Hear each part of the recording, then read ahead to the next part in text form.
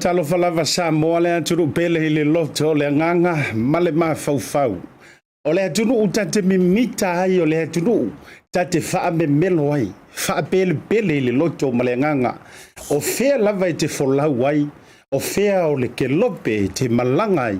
E le mawhai o na tuu ilano lau atunu pele. Pele ilo loto e pele le nganga. Ia e pele fo ia te oi mea lava.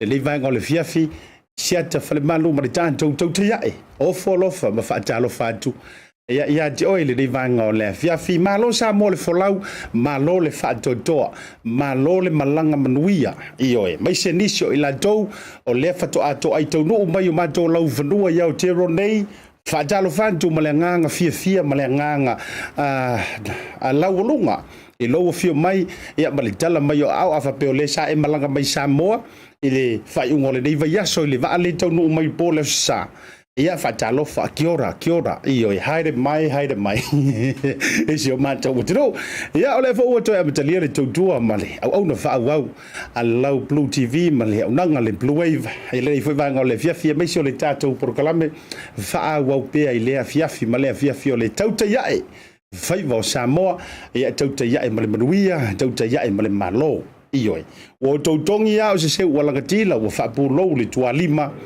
fa malo atu fa le faiva Samoa ya te roa Samoa Australia Samoa America Samoa il Pacifica Samoa Asia Samoa Europa Samoa Pelitania ia maso se tafa lava ke lope ai mai se Samoa se tato tru o te ofolo fa o fa talo fatu ia ele to amtalia yo proclame le vanga o la fiafi o amai io ola wale fesili ia fiuma o amai o ele le vanga o le fiafi e ele talitonunga o lo manuia mea uma ele anga le lei tama ma le anga le lei faso mai o lo tatou matai sili le langi io talitonu foi ia sa manuia mea na tango ia yo ao ele ne yaso o mea na tutu o iau vai manuia iyo ele ngaka e pefu a ole manuia ia o mea sa tilo ai ma vava ai iau fofonga e manuia e lela foi le ala o tatou sangi fa manuao ele nei vanga o le fiafi ia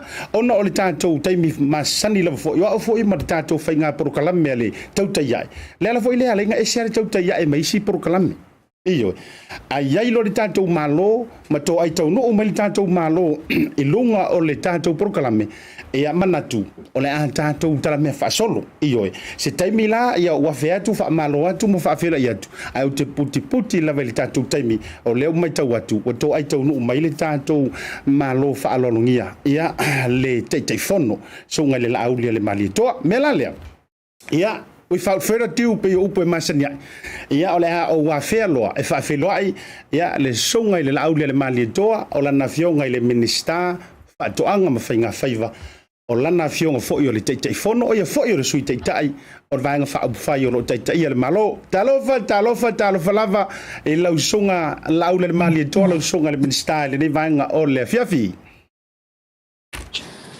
ia malo so fo manuia e la opsiona le fongo tato po kalame la autofasiata atalo fa tu fo ile mai mo mai ma le fa fongo mai se tato tu nei vai ma le fiafi ia via le tu mo verne la taua tato te fo ia ima atalo fa e tel tono lo tu maule manuia ma se foi le ina masina ile tato servise fa sala ia mpa anga umol tato le tio fa sala ia ma le lalorangi ato lo mai tau mal tato i tūlau o le Bluwave ia ma lor se fu manuia ma lor langi ma talo fatu i lau to falwa i malai ia tati tau fai fatalo fai le anga le lei o le tapa au siri le langi ia va ia tu e tau le fesiringia i tu antu pe o lalo se o kele po se kamaringi kele le mai ai lau background o va ainga le lei o si o manga e le tauilo fo yo lau fionga o le minister o fa to anga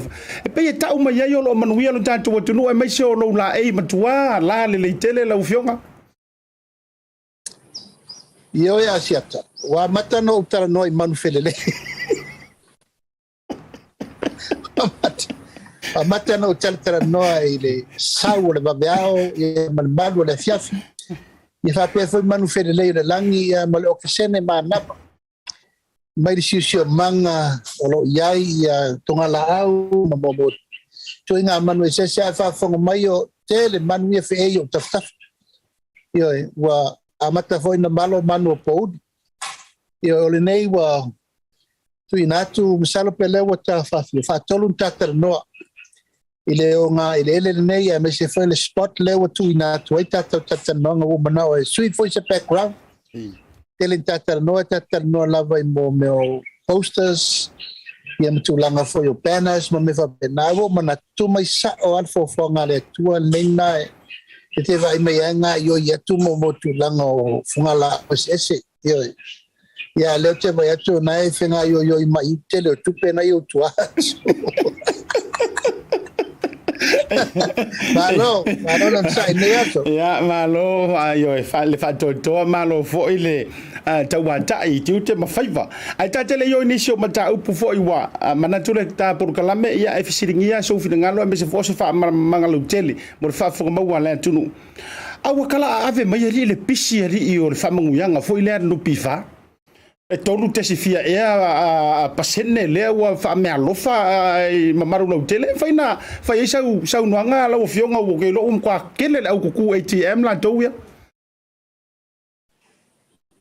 ya e fa pena tu lango me fa pe Asiata lo foi e fo mene tato tu te me fa so ita ma fa ir ma bao al piso kum yo amata foi nele awa wa tu le kiwa wa matan tu le sirvale en fa solo tu nga umana wa tu nga te nei ya tu la ngala vai mal fa mo pifa ya ele fa ya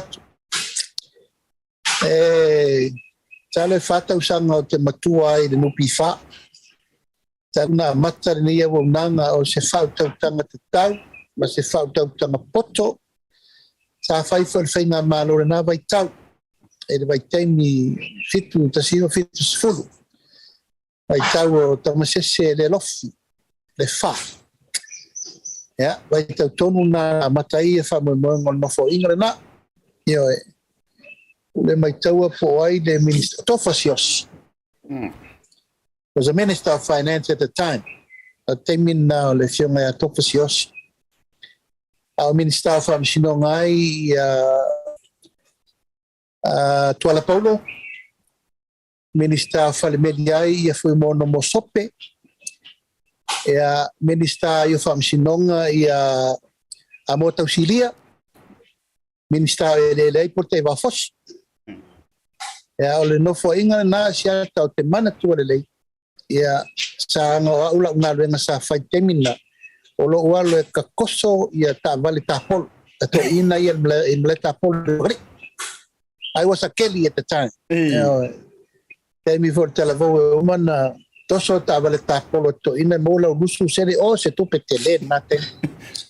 Ya tau nu mai meu tau nu mai wo mana ta mai polo to ina no mai la ia fella to vai ta ma.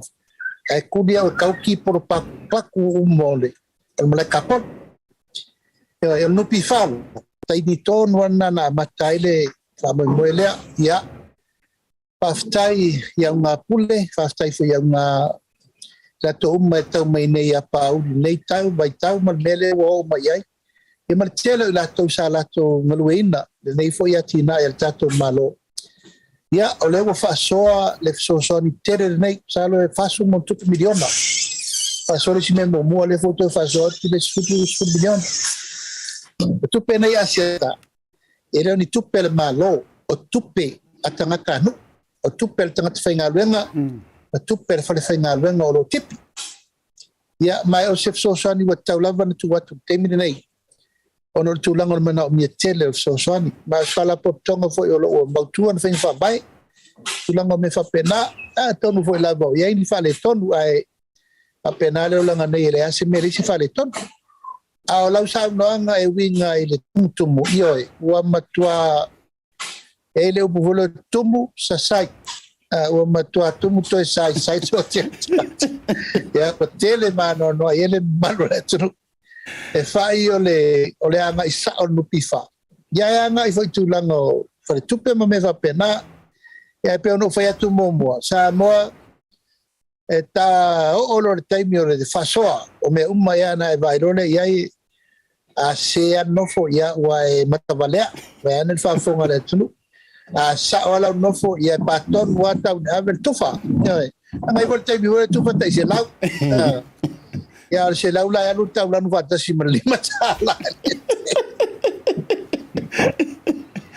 pe va penala sa no nga ya o mai fon fa so le tu la ngole fa mani nga molta tu Balo fa tai ia o te lo fo wa au se tala fia i fo ila mo matou le ia tu fa fo o te lo a tono le a tau vasa ia i fo ile pa o mai o telefoni o messenger i ona ai singa i pe ona masenia i vai aso taitas e o te lo le a ma o se fa ma venga mai ala fo i nai se le ni o fa me alo fa li tanto wa no pi fai la fonga la o fa sa fanga ia ai fa te ia tu nei tala mana nei o tupu mai so tatu tunu la amata tu le vai ngole matanga wenga ni sia mata o le na fa alia le so fingalo le tulanga foi le o containers foi nei le na mawaina le official duty man matanga wenga e ia la lo maringa luenga matanga wenga o le fa to anga mafinga faiva ia le e tau avi fa so le tula fono worth se fulu miliona le o tau fia nei ia o tatou sea cucumbers tatou wakama foi o funga o vaenga fa pena ma fai ona e whaalau tele ia le tūlanga le ame se foi o le tele o le nei tupe tatau ai ona toe maua lava e tatou tangata no instead o le whaia whaasori tūla fono. Ia o le funga siata ele o se mea whaatanga ina whaatula fono o le whaasaro na whaangotaina ona o le funga e ila na matafa i o i fai a warpui puinga o sisio manga nga te whale. O voi oe na ti fia funga e lua mutu, tu lau. Na ti fia. Alia. Funga e mutu lua. O tato pese masa. O le ali au, le makapisu malengau. O le fe. Ko pese nga ulo mai au e teru no wa. O le mene funga e lua mutu. Ia no foi la fa o la tu. E tangata foi le Asiata la finance tala fita ya. Pa pena fa tu sa de pe o se funga kulo lava fa funga le tunu.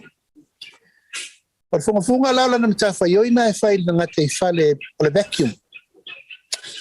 Tau mafa mai pito le ngutu pito luma e marangutu i tua. E ana feula lole i fafo palpala ole. E fa manga te fale. E tano foi la ta fasi a mene o funga. E tumu yo to le na te fale. O mela ia tu pole besi. O mo funga ele tau fa tatu. Ai tau mafa tangata asia. O inala lea ole funga foi ele sta mai tau tangu tateri tu mamau. Ai le I whatangaina la whatu la whono. Nena o I alba enga leo so whai. Whai a wala, whangaoi na whai. Ia lela tau fier container tere lai tele wafo o mele so. Renga tele la weru mol whakinonga I la tau na fia. Ia, mal temina nei. O lo whai pele a mio lea. O na ele I malosi le tu la whono tutu. Ieri me lea o lea lau wha malosi e temi nei. Arvai mamao mo le lumanai.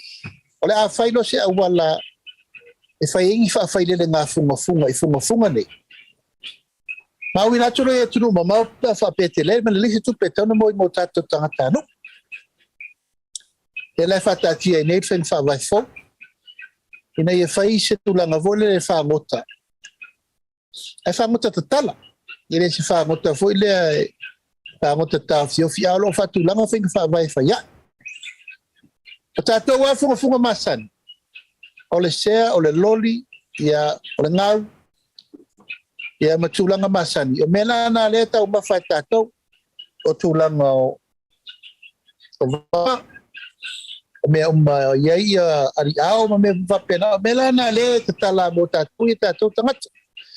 A sira fia o atu I le pēa, tau e sata puala, e te vai pēi whangsea, whangungau, ia aru, tūlanga lavo limu, e matulanga me fa pena tātou me masani na e tātou te tau mawhai pia. Ai ono le tūlanga I funga ma mei o pisane. O mena o lo whasai la lo tūlafo. A o lo whai sor whasor tūlafo no pe tangata nei. A so la lente nei na tjātai fo ile tangata o lo whai e pele a mi o lea.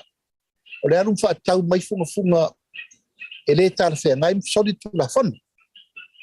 A tātia fo I whenga wha vai fo taimin nei. E rea mawhaenta fia e whai lese a wala ina I ele ngata o le wha tau wha asol tu la fono. Ai e mau tupe le lei ele tunu. E mau tulanga la na lei e temi nei maulo o tapena pele e mtanga luenga. Mo le puipuinga ma le leo nga o le nei fo I matai ai ele tunu I tato me tato tau mawha. Au tam tato tira lese ava noe ma wai tupe fau. Whawhai le funga e mo maketi fafo. Ma lo whaftai mo le whaamane no ino le vaenga lea. E iei se vaenga o lau saunoanga I le palemene ina ua maua fo I le avanoa I tali ei le whainga malo ai miso lau matanga nuenga. E nisi o tūlanga o whaafisili. Na iei se vaenga taua na o mai tauina na o iei lau saunoanga. O tātou o se atu nuu na matua wha moe ilona tamau a inga I le tai. Le whangotai no le ia matulanga whapena. Ai o mai le kaimiringei. E kaule mauanga ko au whai vai lungo wa fo I e te tele. Ua stau sola le tūlanga o le tō mai. E mawhai ai o na o ina wai pe o kele ar mele iai. E anga o le aruar ko inga o longa kari moru e ai lungo le. O le alo lele ma furi ma ai le. Ai o le tō mai fo I lele e mawhai ai o na au sia tūlanga maua lulunga atu. O le ase wha moe ngā matanga luenga ai ono maua nia o ngā mania vanoa. Kele le au whai wa mai sala whai. Ai ono maua ini ava noa e tō matau ma whaalau tele ai o la tū mai ina ia maua ngā ruenga te tele nei e manui ai a inga lau whionga minsta. Ia, o le matau pure sa uta ua I le awa o ina o le malu le tunu e inkalesi that are interested. Tūlanga tau whainga whaiwai runga whaangota la popoa. Malie. O te minei ia e pawale mele au ia mawhai o nei tātou tangata ia o le alia. Ia vaalo, papau, I mo meo alo ma mea ma latamai. Tulula. A oro la ile levo ilunga atu. O le commercial fishing boat, va whangota la poa. O le whangota la poa la le asiata, e mana mi aira le to mai whapitoa. E o le tangata. I runga o mo va whangota se lau mon tupule i nei Samoa le temine. E le ai masi Samoa o runga. Ono va ane e o ta i ono masina mo mai ton. Sa fata i tai mo mua. Ele nga fatau di mai na tatu tangata. Ele nga ta ina le ai se to mai. A ele o lava ta pena na tatu tangata. E ei mo whangutanga na osa whaalava i runga o vai. Ai o atu. Ele whai ngō fiele mea le whea ngai ma sere loi la popoa. O maia la popoa. O ngeki la popoa. O meo silingi la popoa. Ia ma le alu to inga tai foi le a toso le whaalau o le neti. Pe toso le whaalau o le leina. Le leva e fati. Aisia. Le ita pena le lei. O le la ua whaatu le tato a onga whaapito le Marine Training Center mo Seila. Wal me al neo santa wha. Ngota le Seila is the other side. Ita taula. O na whaatu lo la ni a onga curriculum. Categorize of curriculum. E o ina to tangata nei. Ale. Ina im faina la to lo whangota. Lo am fai maunu. Lo am fai uma me uma. Lo fai insinia. Lo e tauna lava to mai. Wow. Ina tūlanga lava tangata whaiwhaiwa. O le teimila nei, e leo iei inta toa o ngā whapena o whai. A wa whangota i e la lata e se lau lea i nei Samoa. E lea i man tato tangata o iei. A wa whangota nei taito luasifulu, taito lusu lima alato crew. Ale. O le nominga o watu male lua afet whai ngā luenga, ka tangata whai ngā luenga. Pea whape fulfill umai tangata Samoa. Pea la uri liun tanga luenga talsanga, inun tanga luenga wao. E tata ulang. Fese fufuanga ina ia maua, umma ia tulanga o ngā luenga ofo inatu. O leisi tulanga i leisi whaalau e maua, i fo ngā luenga tatonga. O tangata nei lungo whaafangota, e mo tangata e ta o securities. O latom ta whaioi o observers. E ngā lue ina ia mata i tūrele. O lo o au mele au whai wala pupoa nei. Ua na o ia whaatanga ina. E leini size, below size. E leini lau mei, e leini malie, e leini ia whasaina. O na au e la tōne. E wala le temine. Misalo pena o le tonu to whata to observers. Ai le o whainga luenga fōine. O le whainga luenga isi wa eka o ngā Samir Pasifika. E la nā leisa uta ua ila ula unga. Ua tata, o na maua fo e Samoa le melea.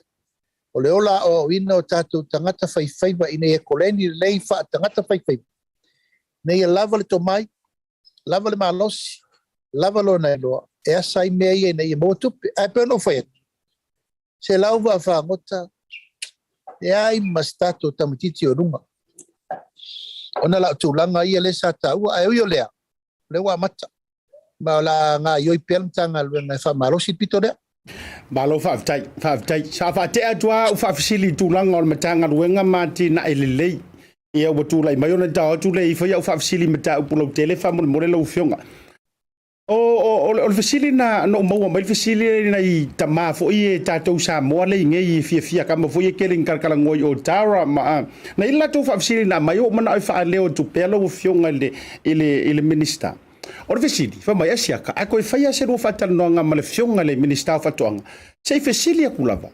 E koe fwoi ka e o koe maua ka kukaro ni we. E ono to e maua mai se tātou talo ni we. Pei o le kalo lea sa, wai pei o fiti leo wa tau sauli tamara nei. Ai o le fia nau o tangata ina ia whaataunga ma whaatalitali atu a tātou fua o whaele leanga. Al fasili la nga, whamata e toi ai mai se fua o tātou whaele ele karu mai le lenga whamole mole a lau whionga minister. O te loa iai toi ngā talo ia tātou wa amatan tātou toi mawel tūlanga le nā. O le tū whaaftai lava ia whaaftai wa toi mawa se talo. Me sawan tātou iei was no doubt. E ui lava laina ese uma tātou talo nei talo Samoa, talo Salani. Ia talo fusi, talo nu, talo vave, talo tosi, ia, tosi mumu, tosi mea mata, ia, e ui lava la ina tele tato tulanga tu a inga talo, ua maua le talo, tato le maua, e valisi tato talo na talo polomon, ia, e la poto mana, ia sais a le tele le taste, ia, o le au tato va ina le terminal talo numele tasi le wai, ne terminal talo salami ma le talo vave, ia, me se fol talo le tosi mumu, ua iai talo le ua matua iai nei, e matua i maua le lei le tūlanga le mapo ma le lei. Awal me le whatūlanga o le sais. E te maua le leila i yuli ma e le leilo na sais. A le anu, te lau percent. E le leila le tamale na le tato frozen le watua lewa tam whai peu na i me le tato pepauli. E talo uli, talo laiti, talo ni, talo lau vai, pepa lau vai, ta si pe whaperanga e. Talo lau vai. Ia a lo maua pea le tūlanga foi le langa e o le mea lava ia nai te siri fia o le tatou talo ia e peina ona wha upu foi le a e tate musu e tau le upu leo talo manua talo niwe e reisi talo Samoa wasi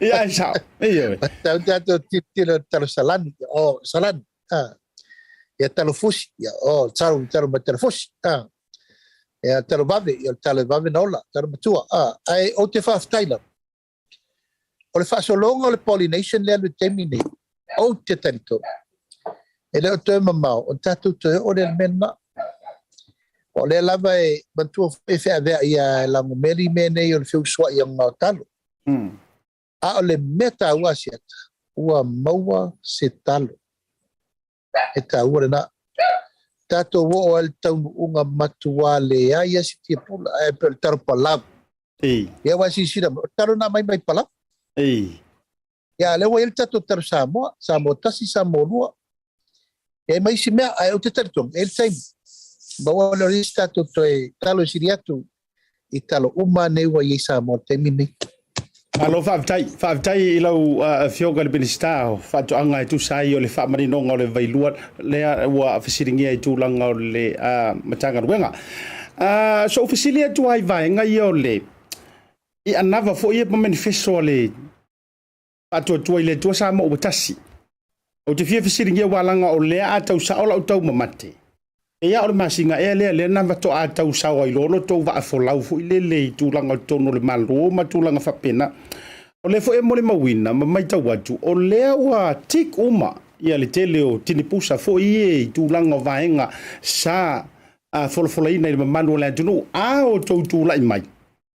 O le ama fai ona fai al vaenga lea fa le leia al vaenga lea sui al vaenga lea mai se tūlanga lau alunga o le ua ai ai e peila o le tūlanga le penisiona e pei o le tūlanga i foi lele i benefitia nei tangata i manaonga whapitoa po mai o le tino tu mau ia o tūlanga i pasese ma any public transportations ma tūlanga uma whapena o matua pa u mawalalo lanto tauma o le la ufa nga solo mai le tūlanga o le palota e tau avatua i la ufa afsiti o le a se tau update la tamai e mai se o se avanoa fo i le mo i la ntou i atunu i fafo sila i le whainga malo mo le nei pa inga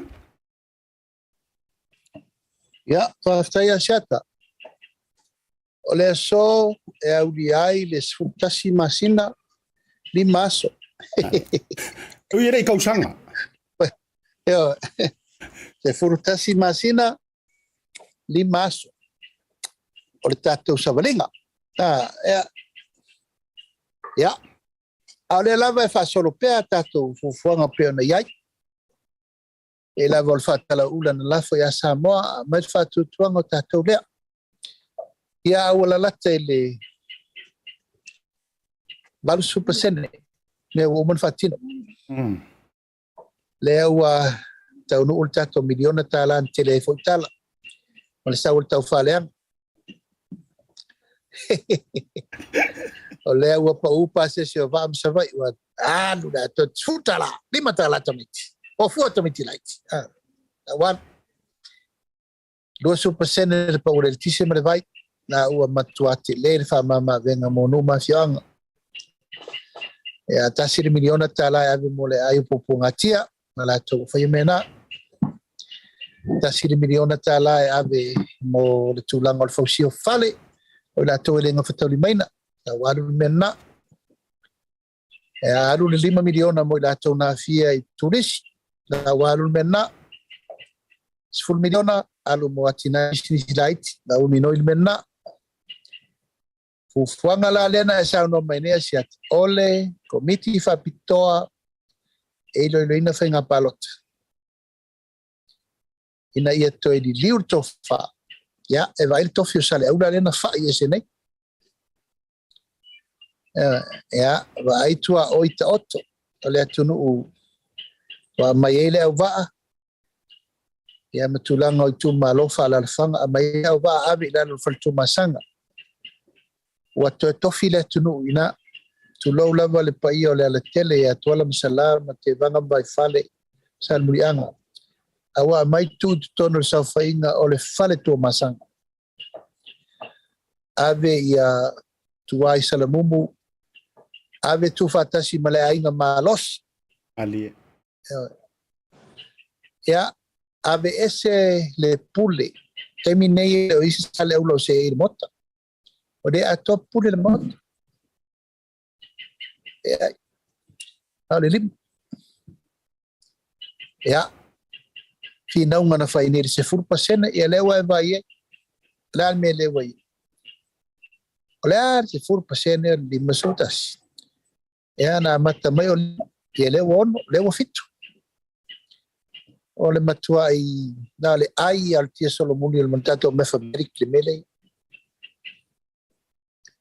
tamata mo Poringa mai o loa nga I tua tulang al calculation ma to mai fa to me tau matematika. To terminate. Ya male tele male ano no I me lesa tau mafai tu nei. Ile tulang ala bar nei o le amana ia o le tau tua.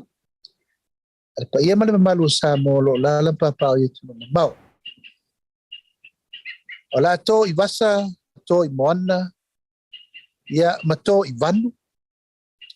Ya fuliringi male to tangata Samoaolo la fo mai tupe taimi uma tau tu ele tunu ele oni mea la e mauti no ai fa pe o se me tau campaign no we did not do that because of that no tau isn't it about time ono su tau sanga fai pe me nei tau na ia awal me lo fio mai nei tiri stara le lei sa ore reiro matai tangata fa nau Samoa kato fai mari no le o lo fai mai sia tunu o le langi na o Samoa le e mau wale le loka o mea ei ele nala mele le no forma ta lo palota o tou sa tu paitea uma ia pia sa to palota tu pia ele o tou tangata pia kalau sa ona fo isa tu paitea to palota uma e male upuna na fai sala fai ato o to uma ia mai sala fai you don't belong here alwe fai la palota el mete te belong ye kalau sa ona ali awa ana fa pe nei o tangata Samoa o sa va e pule pia e pule tu sala na ia pia mo pu fa to ai nelan palot ali alal melena fa tu lafo e o so le tangata sa va I le va e alu e fa atino la na palota isa vai ya o tonga fiti uma me na sa fa o le la Asiata e tau fa sa o tu nei ile komisi su ele adu temine ina ia temo kalasi e tato fainga palota ia alu ni tulanga o le fea ma le tulanga sanga tonu I tangata umma o le tunu ele la fa solo nei ia I tulanga ia matuata oto le anga tonu tula fono nei ina ia awana i tu tula i men fa fitau di rumana ya tu fatasi tulanga ina ia awana i tu fa mama sangia e tu vai tina wa pe tina ele iso lato tamali ang fa tel timi fa tu mupu fa ato avanoa fa ato numela ele fa pena le me tau na e tina o mai sa o atina e tau va fatasi matama tu tusa le tamali anga tu tusa le popularity tu tusa fa mamal tu tusa fa momo Ai te tau. tu tusa fa mamal yoi ma tu tusa la ia tau le ele tu langa lau tele al mele nei fa pe mai tau su eni ava no fa lua o tina ola lua la va no tina fa feta Mali. e pe tu langa na de wa se maliele na luenga komiso soe pa manino fa tulanga le Antonu nei tula fontaua Alo fa tai lo fo te fono. O le si vaenga le ua mai tau atu. O lea ua whailoa se whinengalo o le tuangai. Ia male foi sa tu le foi. I tau sanga ua te ai le te ingo le malo. O le alato talia ina le fuafuanga le whatau nu le malo. I se komiti so foi le va officer o kika. Leo le forensic audit foi lea. E la tau te toi sa ilia uma. Ia nisio poloketi ma vatulanga fo ile tele le tulanga le ngasu ia ma pe fa maunia fo e fainga malo tuai o le vaenga o te tau fia fisiringi ai so fina ngalo lau tele lau fionga te telefono pe ele o sila fainga malo ile au mai o se au so e fo ile le o kika mai fafo e ni paralangi ia walanga atau fua tuai la mantou mai tau watu ina ne se la mantou mai tau watu ia ekele ha fo ina toe afia mai ai totonu i tūlanga fo i leo i la tō wei ai o la tō sotanga. Pea ona tau mai tau atu fo i lo fisaroki. Po o iai le whatua tuanga ia i la tō Samoa o iai se fofuanga te tau na watu ni kampapae. La tō te ngafa malea suenga lau fiong. leo kama pae e fesu so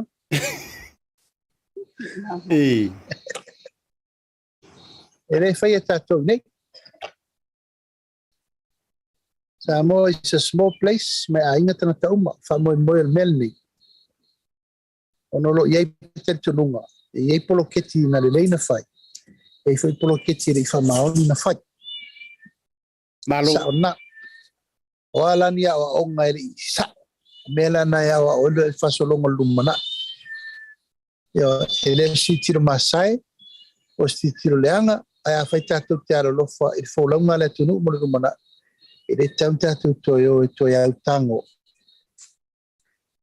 e tu langa la fu meleat ele ni vai meleat o la fu le tunu ale tate lo malte lo proketin fale ton e tato te lo ai ave yer fa mo moi mele tauna vea wala tau bangol mele ya tati tilo la ia e fa mata me umane na fai a cost or value $1 billion billion tala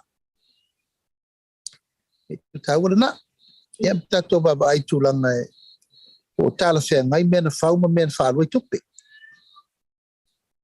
e tulanga na e te vai atuai e loto tele toa la fai ya awal mea talo si e matu fa mo almena lena pisane so atu ai ta uma pisi fa mongo mata na sunu e ma mata tatanu ya altulanga na ai fa ele mon fa mongo ona tato tariton role ya mena isa tu para valena la vana so atu ora sia pirisiki malai umangi be ya kortari na e ma vai pole fa ingol falea e worth that way worth that much pe o tau sa ona e pa fe fon fai o ina fai o isa la ki o isa manu ai e me fa pena vai pe waru fa pena ta longa o pisa o ke komumu e komumu role ko mo sa nga na kaya e na fa ta si ela tu fala e fa mo mota matua para to con kalache la to fana ave foi la tu whanau whasau whai mtanga luenga e pasi ei me umo tanga luenga tupe e to tifia ave isi whanau whasau whai do ia mtanga luenga malo ave umatau anga matangata whasau whai i me whai e ton ai ona isa ia matua fsota i umal me leo whatonunga me watu e lela tau whai atu temi nei e le se malo se ainga Ali. malo le tunu tulanga saona le tau whapula tunei wa o pe al me no fo le tasi lau ai sa fa el tamama el tinama el fa fa tono el malo ele sa ol menna ele sa ma termine le fa sa wat le la bala mai tawat o lo ofia fa ali mai al menna wa ele misilas na al fa le angar mele ai wo manatu ya awana i mai mawa yese yotol ma fo fa atawa fa yesi na tadi langa tau so o tau fa langa mal per na verole me mo fa fonga le tlo wale tu lalo Samoa lo inalto fa ile avanga no fi le mtiute ya tato fenga malo le wal watu o se mali le vatele fo lau Deu matalolo le basa alo foi le tawalo il me fangatai le ko tato walu le foi le walta fenole tudo imo ahora lau fale ai na ma lau meto ni savili ma le fuelo o pedo mole tua voi le upuali te fono vole no foinga le kare sia fakasad pe me te lauli o nei mai mau so time to pe tavalusi mai tavalusi a fere mai fa foto tingiriba e per tulanga na ya fa lo fina kal mala mai mana ye foi le tu yo le ai mai se le unga antoa ya wa ole piwa ole ala na pe mana ye foi le otu nisi mata ese nisio me se foi le tau ya sa wale or kamanga ile sisi ko fa pe ameanga le anga fa ya mal palang ye kausonga mal palang ai fa tai mo le fa mani no ngole we fia Asiata alu wata lu mangolo wata fam sinonga amata melna sinonga momua ya tatio or fam sinonga lua tato woro le pi ena melo le tangata elea ya iseta ya na melo le palang awe a fa tato koro fa pio mai e palangi to toru mai fafa e mal to tasi nei ta malana e no pi ang no sa ong e na ro la ie le to e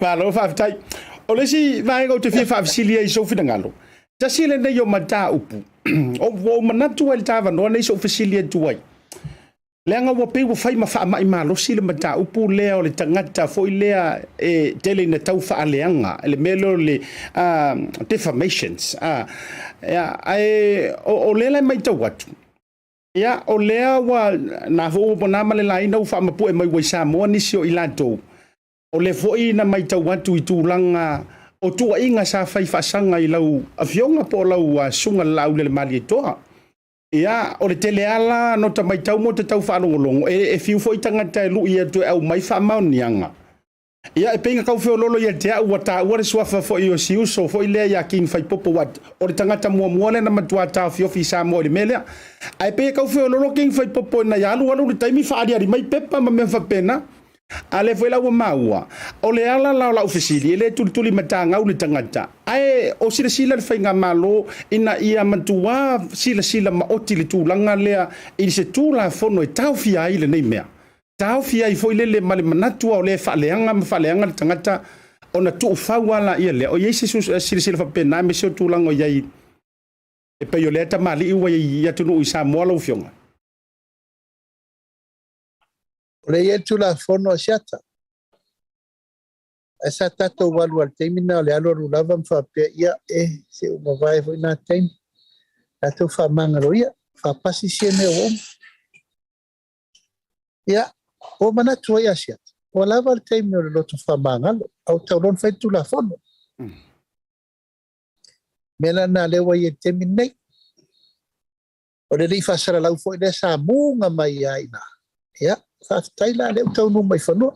A fo le leina o tatum tau. Munga mamao mai lava. Tele upu matala whai ma upu sa so na whai. Lau ia au tula whono tau. So let the court take its course. I tofo la tūlanga o mea leina maloso o mai whawhom whai mai upu le mi ngā o pārbia. I se au nei man whai ngā malo. A le whasa oa tangata nei Asiata. Ia, te re ropo whai iei. Ioi. A tūla whono i straightforward love. O tangata utau whaleanga, o tangata wana la whoni upu le whamaunia. E whai il tūlanga o mena, na il tūla whono malau whai tūla whono. Ia, na wai lima ni il tūla whono tau pule ni len sau. O tangata whapea, tu lau fo i le fioanga, lau fo i swafa ma mea. Tangata nei tauan tuul me tau tu iei. Na ili tu tau mo alo fo.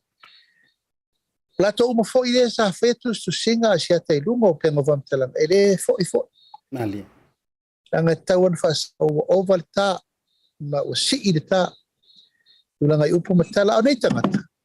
Ele ai ma se upu e tasi al pari mia po wa upu al patina fai. A upu e la fo. Oko. Ova tele. Ya no manatu le awal fa ma fa fua tupe i ni fole. Tula fon. Ma i nai fa sa o i tulanga le. Ta upu le er temi nei. Ka fayala wa toa e sa usamo. Ata fie fa pea. Aula una tala i re faina tu au noina. Ai tula fon. Malo whaptai lau whionga le te whono mla tu whau whasifo le tūlanga who o le tā whaatara noanga le neivanga le fiafi. Ai watula au whaafisili lea fisiringi e sau fina ngalo lau tele. Ia matau alunga ai fo i sau whau tuanga. E ala atu i tangata lango lango.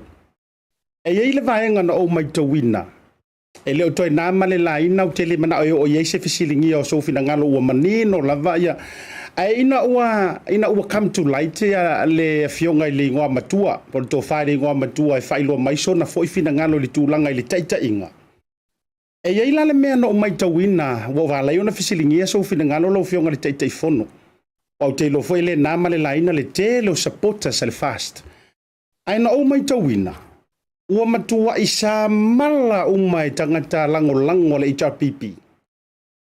Ia sinei ngoa matua. Matua sa mala uma o tala le uma matulang. Ole vaenga no ilo loto. Ele o le fia le ngoa matua i se au fo ile le anga i le HRPP. Olana lava olona fina ngalo anga i le leadership i le taitai. Ai pe o le tau wa tata mai. Te o se la u mai tau. E pe ele ai angi supporta sa HRPP. E pe na o tangata supportinga le olo avea mataitai.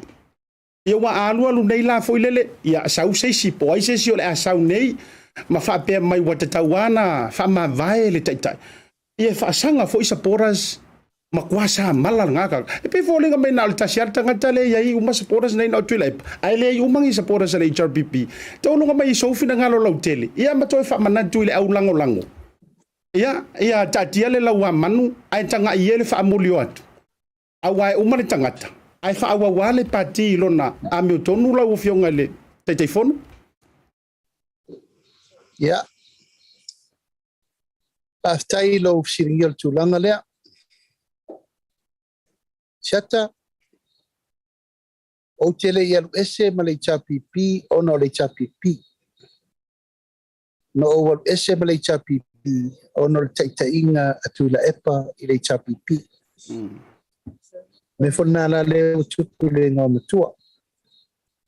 Ai te vai pe malo malofa, malo manu i sui ma malu male tunu una lato palo taina ona o le pati. O le pati? No mo pati. Pule to tasi atu i lepa. Ma o lana me to tia le ufai. Wale anga i e fili ele luas sui la i el teminesi taita. Awa anga i e apo ia le fina ngalo o e lango ia te ia. What a tricky way. What a tonga fiti way. You know? E leo se mea nā ta o se tangata tai, whamaon. Wheo i ele lusu lua, wheo lusu tasi su. Wal manatu e wana o i e poto mata mai. Te tū la i e tau avel vai ma whao. Al mea nana o alwe se ai. E whanana alwe se fia me wānela. Wānela al tūlanga o i e. Nei lopo la me la whai. Au te lo whai la i e o lo i te tonu le pati. Ia le lau sao no le ingoa matua. Pa si le fia le ingoa matua o le tai o le tu o le no. Mali. Lai sao noa ia tangata whiwhilia.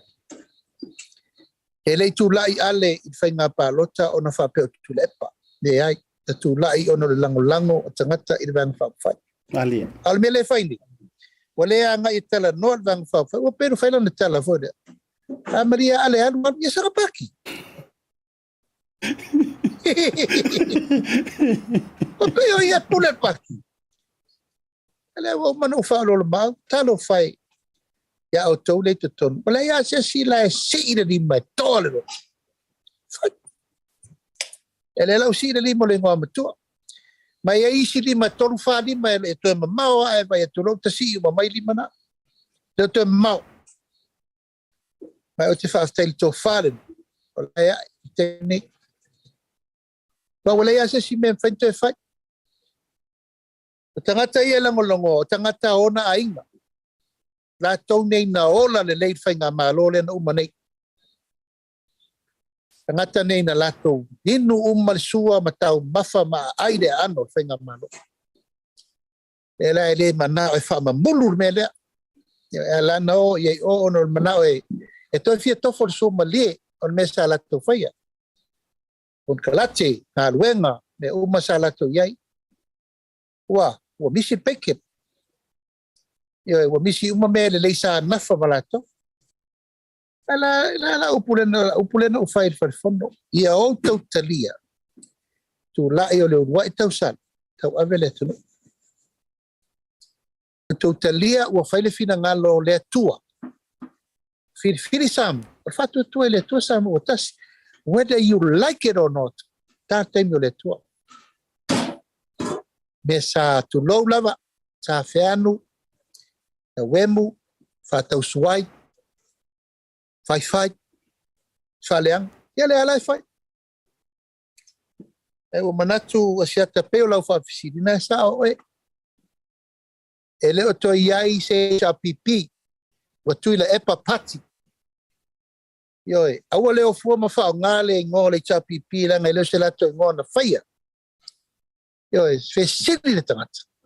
O lala na ngā luenga na, lala na maa, na tongi pati rea. Lala na ngā luenga sa whai. Lale mea le tangata na whai.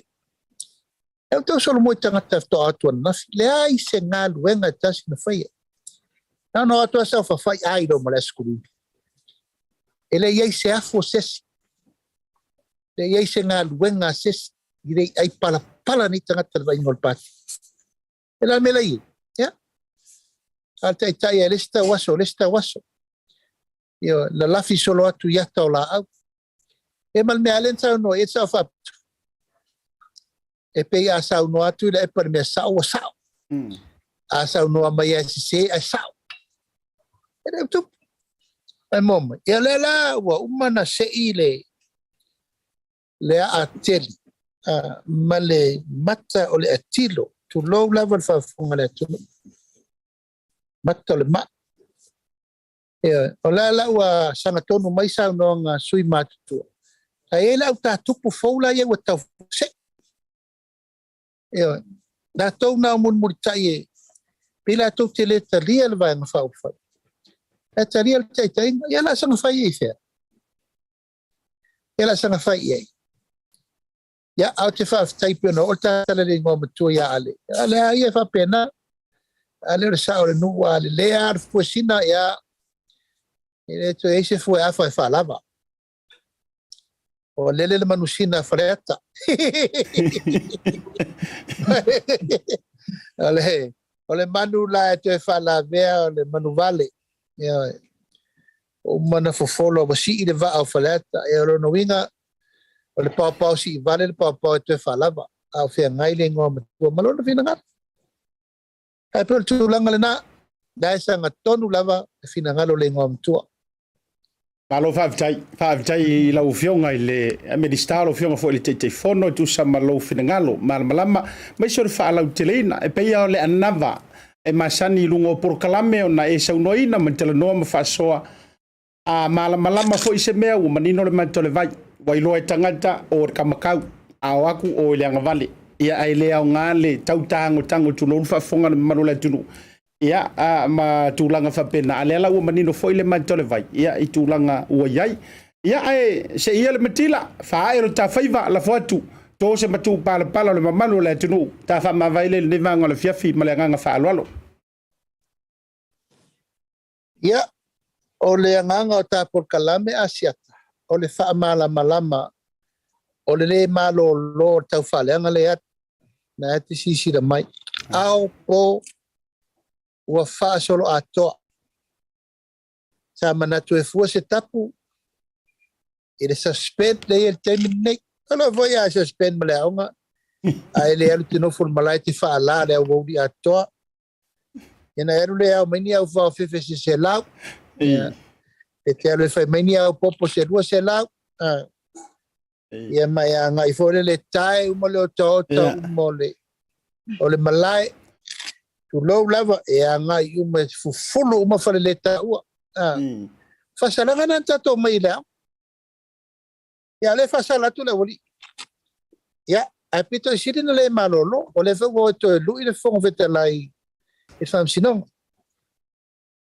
ila ulava la whaava ai sa whapea e ta farfina ngalo fai se tar sanga ile pare mene mo yetula ya o fai atu o yasiat ya o sola la ngona o le lofa o mo fo ya tu vasa fa mangalonga ali ya o la me la to na una wa fai se mele le se tangata o lo o ia fai le anga sala e siri la ino ya ile tua o le fa tupu o ma saina ile va uso ele mauton wa ile tunu ma ele ta otto le ia fo ile ngatonu de tau matenga o poloketi le fainga malo ya fa ya la final o le mele ia o le atato ai tu avala matato o tu ia fa mele ia o le atato tu la maila la atato fa tau pepe lo la ia fel mela ai il mele la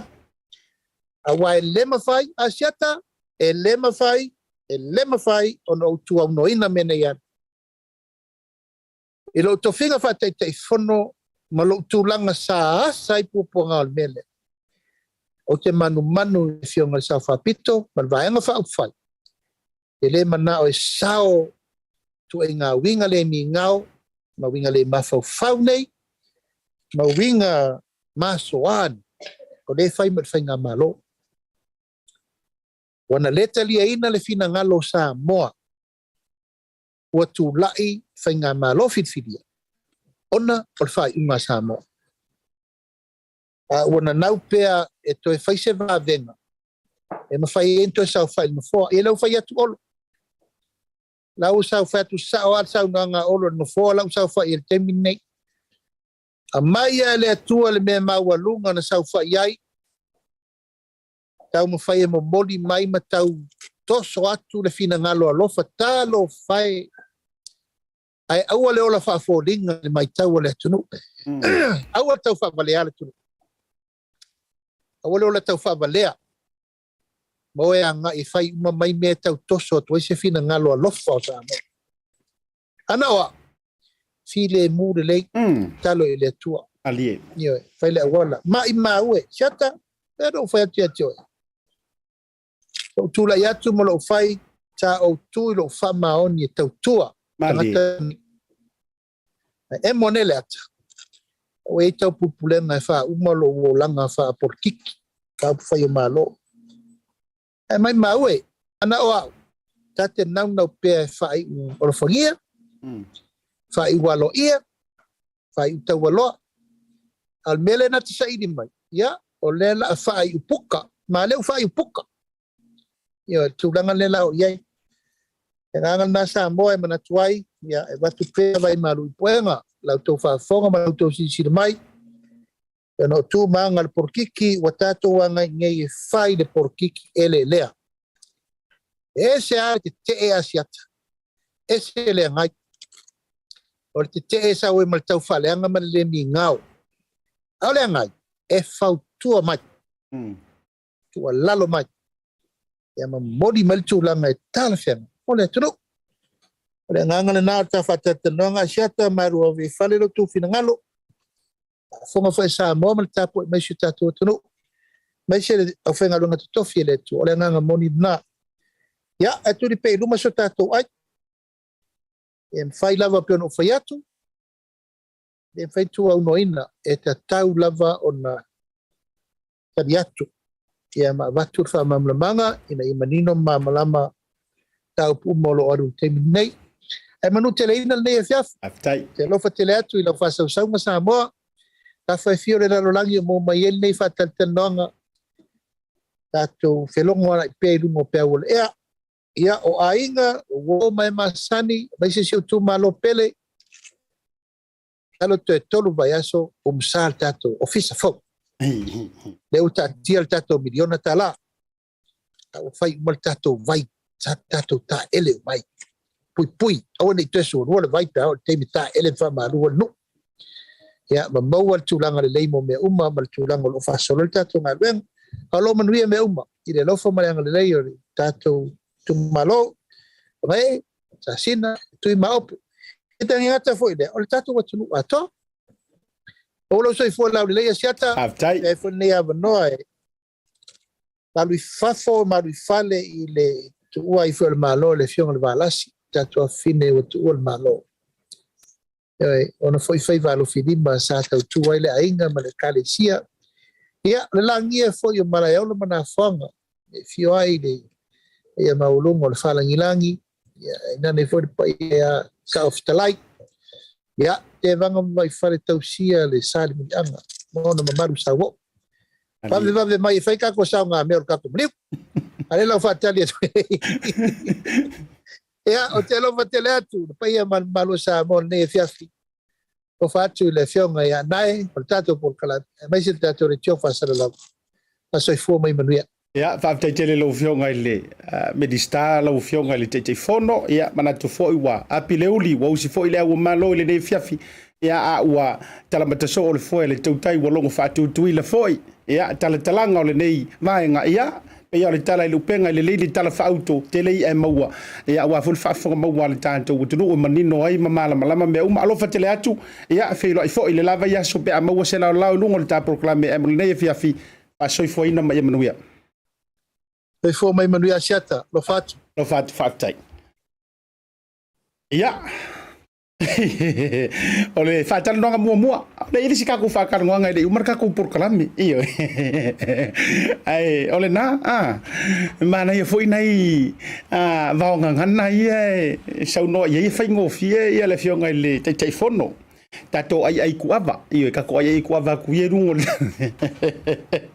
iyo tanto wa tudi ima ya ai o teilo na to te sila fia lele e mai le nganga fai ngofie ma anga mali a o le sono tu atu e fai si te tele le anga o le sona e toi fotu wa ia ile so taiao patal no ngana male fionga ile te fono le songa le Laaulialemalietoa o ye fo yo le minister o fato anga fainga faiva ya misi fo este tausia le malo maso suenga fa sainisi tono so tato utro ya ole na ua sa faoti le utu le faimea kasi le ua sa faoti le nei vanga le afia fi ma fa manino au fala manino le matole vai ala tu fo tato Samoa e fio atu mai su atu se vai pai tato mato mai sisi fo tele na mato inu mai le vai mangalo fo ile e teilo ngo fia ina le vai ua mangalo le lei mama na ile malulu e te tilo mua po manino le mato le vai ai la tu tilo antu ngefu wa amatala na tau mai wa tau te email sami nge fu uma me uma sile winga ta o le vainga ya al fa mani nonga le ala foi le tato prokalame fa malo to ya to uma lava Dario taisia kalolo Lucas ya mauto uma lava le to fa ya fata le vavi po le to fa ya li o tausi fata tamati le matua fritua masanga tausi ya mauto malava ya sia wo fo ya pupi le mafuta mai le lor ngan tailea oniso wo mapa anga mai ya le fiongai ile tafaifa io e foroti le vitavoi ya katerina fatua me se fo jojo filau wa rosa ma to te le lava uto le fionga fa mangutia io e rose Domenico ya mai lanto uma fo o telele ua lo mai mo proclame lo fatu mo tu tato wa fa salong fa pisisi a foi mai fa filo ya tu ya le tato so te ka sa mo update le to fa va ai na forsa per me tato fa salong fa pisisi ne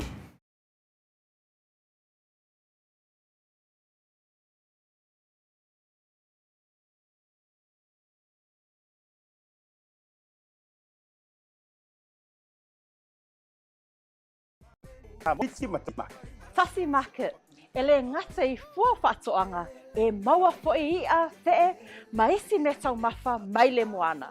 E pea ona ufa yatu, e te maua uma o loa mai atu motu le Pasifika. O le talo le te sila mai ai, numero tasi lea o loa sa palai mai le atu o fiti. Kako karongi ue fo'i ia soi. Maua fo'i le umala mai tonga. E le ngata I lea, mo ila tau e fia le tātou tama o le whae. E te maua uma lava I Tasi Market. A wha fetu langa o whaalawelawe? E sa o le lei, e maua tātou pusa pisupo, tu ainga le lei ia leo le pama. Le gata fo I lea, maua pusa moa, I so tu ainga sizes. Fa pe fo I la kako pusa siu pipi, anse mai ngar ka pusa siu ngar fa mole. Tai. Tama ia mo fa la vergata fo I leo pusa pepe, I Tasi Market. E maua fo'i ipu mo whaalawelawe, in bulk, I le Tasi Market. Ia le nasa moa, a mai ala o na fai umalau whaatau I nei le o danga le Tasi Market. Aua nei e tu muli, ai alo fai nei o tātou ai ngai Samoa o le whea ngai markoviti. E iai fo I le lātou o danga ua tā ua le Monogram. E lafo ai tupe mo ai ngai Samoa e le ngata o nisi o atu motu le Pasifika. E tasi lava le no fuanga I te whai ai tūranga uma nei. Le Tasi Market, whale o loi Messi Road I West Auckland, a ngata I leo papakura I South Auckland. Can you be my wife?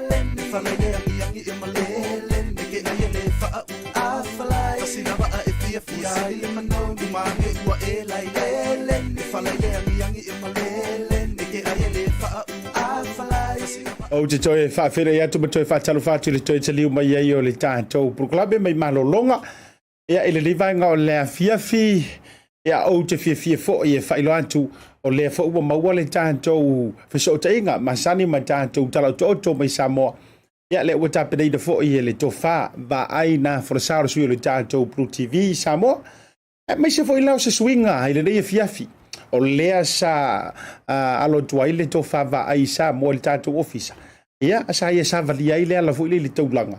E tu ofisili sili ma oto mai ni fina ngalo lau tele o le mamalo le turu. O wala tu ta pena. Ia ile toe tatala ai o tātou tua oi wha vau malo, ma le toe a whiwhio a tore mamalo lau tele o le turu. Le la sa ia whatanu ina I le tae au ma le malamlama o analila. Ia ona so ile ma tātou update. Ai se I o tau sila bai. I le tūlanga lea na iai. Ia le whaatala tala noanga ino whonga lau tele. A le tō whawa ai na Folasa sui o le tātou BluTV I Samoa. Ya, lau whionga, wha mole. Wala sau noanga, ue sau ni mole tō talo tātou pōra sire masino o kuso. Sau lei. Ya, wala se vai ngō le ue fia o la koe kalaka ko wala wa. Lala fia o le a koe mo inga ruenga maka avane. Mo inga se rengi. E o lai a inga ngaka leo kau kua inga ka kua kungu. Toro longa winga la se lau ko sengi lau longa a koe kalau ka kua lava. Ya, sau lei. Okay, tai lava whionga. Ya, ia e fōri i asu. E whaftai la malau noa ia. E fia foi le anganga inoa. Le ato e whaalungo, le ato e tala le. O tatoa la wa foi ia mo le malanga atu. Ia ngā foi le mo le sota inga mai whafo ia. E le ngata inga ia. E He malanga mai fo nei ainga mai fo I ases mai tonu to ainga nei Samoa lo fala la fatai. Se me kasi mo pa emisi ya karunga pungi ka ko. Se me sa emisi ya ke me ka pungi ka ko le o mai ka E o misia foi a wale pai foi ai la fonga fio ainga mai vafo. E o mai ta fa mai ya mases mai tonu foi a ainga nei Samoa. E me se mato ainga. Tailava. Ya, pa yari mara mo ya e ko sabe na fam siri po ko sa ungi more. Kala nga ka ko poras. Ya. O leo ka ko ke mam lama yo ke reao nga ka ko ka ngui o le mo ko fie foi mai Samoa ya. A ko ngora e mam lama la ko leo la nga va Samoa nga ora ele yo sa ele yo e se ma Samoa. Ya la ko le van ko fie o mai ngi ko e fie sa vali ko fie ki roi. I me nga ola ma ele yo ya. E pe e a whaingare kulanga ya ka ko wala e o mai le mala le ai I la ko expectations ai mai mala ko ya se wa nga I pala ya e o la fu la ko expecting ale le o la nga fa Samoa ya o le awe nga ia me kari la ko mai fa kari ko e kausial market ki ya ma fa fo ya ma le facilities ma me va penga e kusa mola ko ma o ya o skali po po já mal facile não suma ja das sky o le mango ya inga I la longa la ki e kauang pa I loa e se foi ka ko ngau de pa u mo ka ma ai ya ai fu fa ma o ngi ka ko ngau de kupe ma kere kupe asa sama ka ko va ai fa ma po na so mo rungo la o ya a o sau ni paule me ya to ko mo era ka penga ho ele ku a me se o pa au ka ura mo ele se puingo so ka ko wa o inga ko ngau kere po de kupe a le ola malo lo inga me ko siri dan ka o lo ko ai mo le o le ka ko sau na o vai nga uma kau ngao nga mangingo I ele ko fa mai o lo ka ko I fa fo ele fa ingo fi si o aku kele la ko kele ka nga ko nga ko mo se la wa ya o ngai nga o mai ma le la sa puku mo ko ese pa nga ngai vai nga ku malu ka ai wala ngolongo inga leo mai ia fuore leile fainga man mo ka ko gola sa mo le se ure ka dia ku lo sa mat mo ia kele la mo da so pa mo mo o fesit ala takala ia ala mai da ku risi ia ma mala au aka mai fafo ni sila ma skalia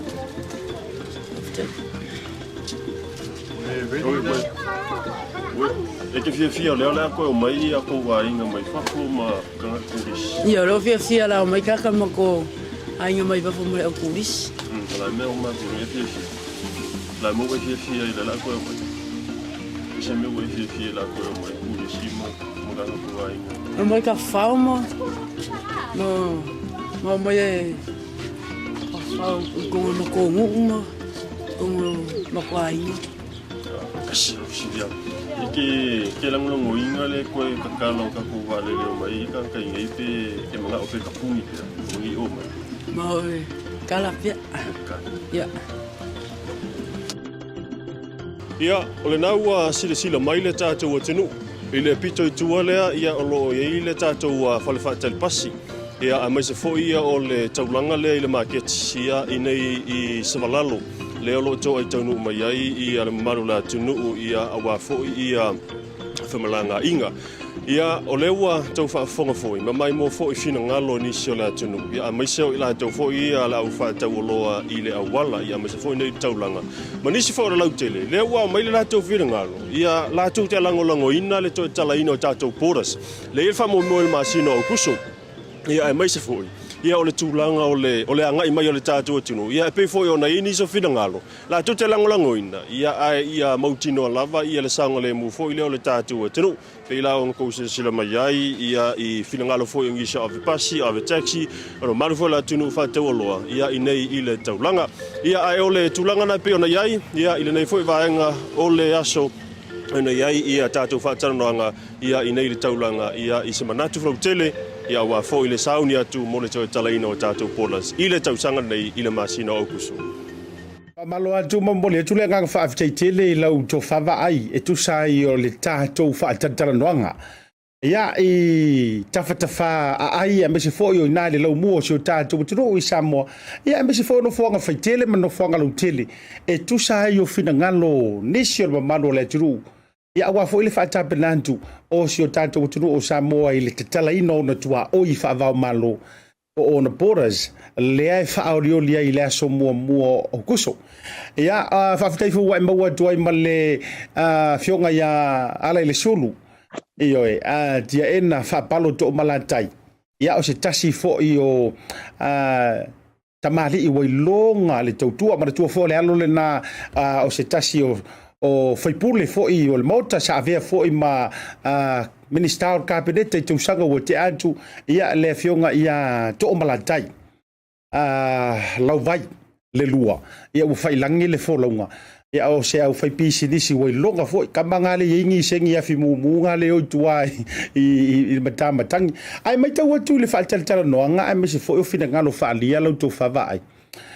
O le ae mafuli lava malilifa le mamalu no tele o Samoa mana i tangata sa ia i le look forward fo ile le whaataritali mai o le fifi o atu ma le tala o atu o Samoa. I don't think fo ngale not so much to risia ia but o le toe fo i atu o tangata nu o Samoa wau kausanga konu le wha kausanga ia o tau fia i le whaama i o COVID o no le pipisi le lalulangi.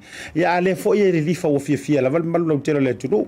Ai e sauva avainga e ono ngā fatia lava e pasi lau pasesi. O koe kele engi kako pasi lau si te sila o taxi. Ia awale lo nofia tore malu lau tera le tunu lau tofa. Io ia siata, ia au te lo fo na ua mai mo fa fonga la tunu ma i le tūlanga fo i o se tani mai nisi o i la tau fo i le Samoa la vano e whaatala noa i le tātou prokalame. Ia ia nisi o lae lilifa le tūlanga fo i le ua tuai ona se i te tala ia ona o le tūlanga wha le tonu fo i le ia mai se lavo ungangange ka vale laiki ia pe ona wha fonga i nisi o manatu. Ia o la ua no fusauni ia ai ona tūlanga o wha le tonu o tupe maua ia mai se ia o tangata ti fo ia wha pena fo i tātou pasi lau pasas. Ia ai fo i nisi. Ia e mana nao ia mai talia ina le whaatou whala inga le ua whaamoe ina ia toi te tala tātou tua oi whawa malo. Ia ao le manunga ia mora lātou atu no runga foilea. I le tūlanga o le saonga le mu po ua o laifo e fasili aku. Ia po ua ready. Ia laifo e fasili mai po ua ready la ia laifo o laitalia. A po ua ready la le tātou atunu le tūlanga o le saonga le mu ma le soifua mahalolo ina. Ai tu sai male malau afoi malau fasili asiata i lo uia tiro le temi nei pe a mai tau iai le atunu wa makua ke le alpas wa makua ke le alpas le uiai tu o mai lai ta vale lai ti asiata oi e ke o me sa ia lava i temi ma la foi tau sanga ia e ke kausa vale su ele me ke mawai ka vale lai kiki ar kai milingai e tau whao ta vale la iti ate oi tu lou whaafonga la tunu sa o mara kai mora kau whao kanga ki e kau sue ia ka vale vo ia la iti la pases al taimina nei o tau whai kau whao la kamanga ia ke o vo ile kilo mai o le wesa vale mai ki ngara vai mai o la ke sa vale mai vo ile se fe au lu mo la wala pe te sa vale mai se ia e ke whai ia koe ke ilo le ia le tangata vo ile la fia maua sanga pases e ke vai ia koe whae e pū mai ma kilo mai ate o le winga la lau kala o le wasa auni ua matua ngā whatia fo ila uia nā tau tonunga ma lau wa ai e ngā whatia lava o nā foi i le tūlanga o tātou a whela ua inga le teimi nei e tātou pasi lau pases ia ma tātou tā vale la iti asiata Malo whaavtai wa ai A ole ale tūlanga I tātou manga ala I le tūlanga. Wai tasi lea vainga fo I e mo ia fo I la ile yosor ko viki au kaimi fo I le mautitoe malanga tuai. Ia e pe yo le si kaimi sili e le matua atu le yo le taavale au ta savali fa solo atua. I le vahiti o tātou wa tawhatafa ala I le tūlanga. A ua tele le taavale le ngata o taavale lau pasese. Ia o a ingo ki roko I kale se ainga le si taavale. Wa tau yeise fa alau te lenga matūlanga fa pena I to tono le taulanga lava I o pia fua I le pisi leo le a lotu iai. Ma tau fia tele le vaenga le Asiata au te iloa le tāua fo le nā o le nei malolonga sa iai le tātou atunu. Ia na tele ani mea na toe e whaale le ia ma toi li pea. Ia I le taulanga ua makua te lelo na suinga e sa o le leila u whamatalanga. Pea ma le tolu tausanga kauruai. Ia nga makua vaiti. Te mira nei Asiata e toi o mai nei. Ia ua tele au wala le taulanga ua tai wha lanes. Ia o le mea sa ia pe sa tai lua. Ia ina foi vai teimi nei tolu tausanga taluai. Ia nei la I le whetaula I ngā ala I nei le taulanga. Ia ua mawhaila o na ofi umai le telo ta vale pe whani ta vale le. Ia foi le I lunga le ala tele. I lanes ia wha. Ia ole bawainga na malesi tūlanga. Ia o tele fo I nei mga ala fau fo I. Ia se whaateta inga whaingo fia tonu ia I le toru tausanga taluai. Ia I le oso mai le se whaateta inga whaingo fia ia o te iloa I le vāfo I le a mau le atuai o le a mau se o le sa whaatama I le ma leia ma le whalenga fo I le sunrise. Ia o nā pe sa le iai se au wala tā fo I le sa iai. A o ina la le taimina nei. Ia wa I le au wala tā na iai. Ia wa whai malesi mga ala e ko losi mai iai. Ila ngai mai le ute tonga fufu e sau muli vai. Ia ua mauala na avanoa. Ia pe o le winga na le whaamitalanga. Ua kele fo I mau au wala fau ia ua iai. E le ngata o le taulanga. A le anga e te fo I malai vale le Asiata.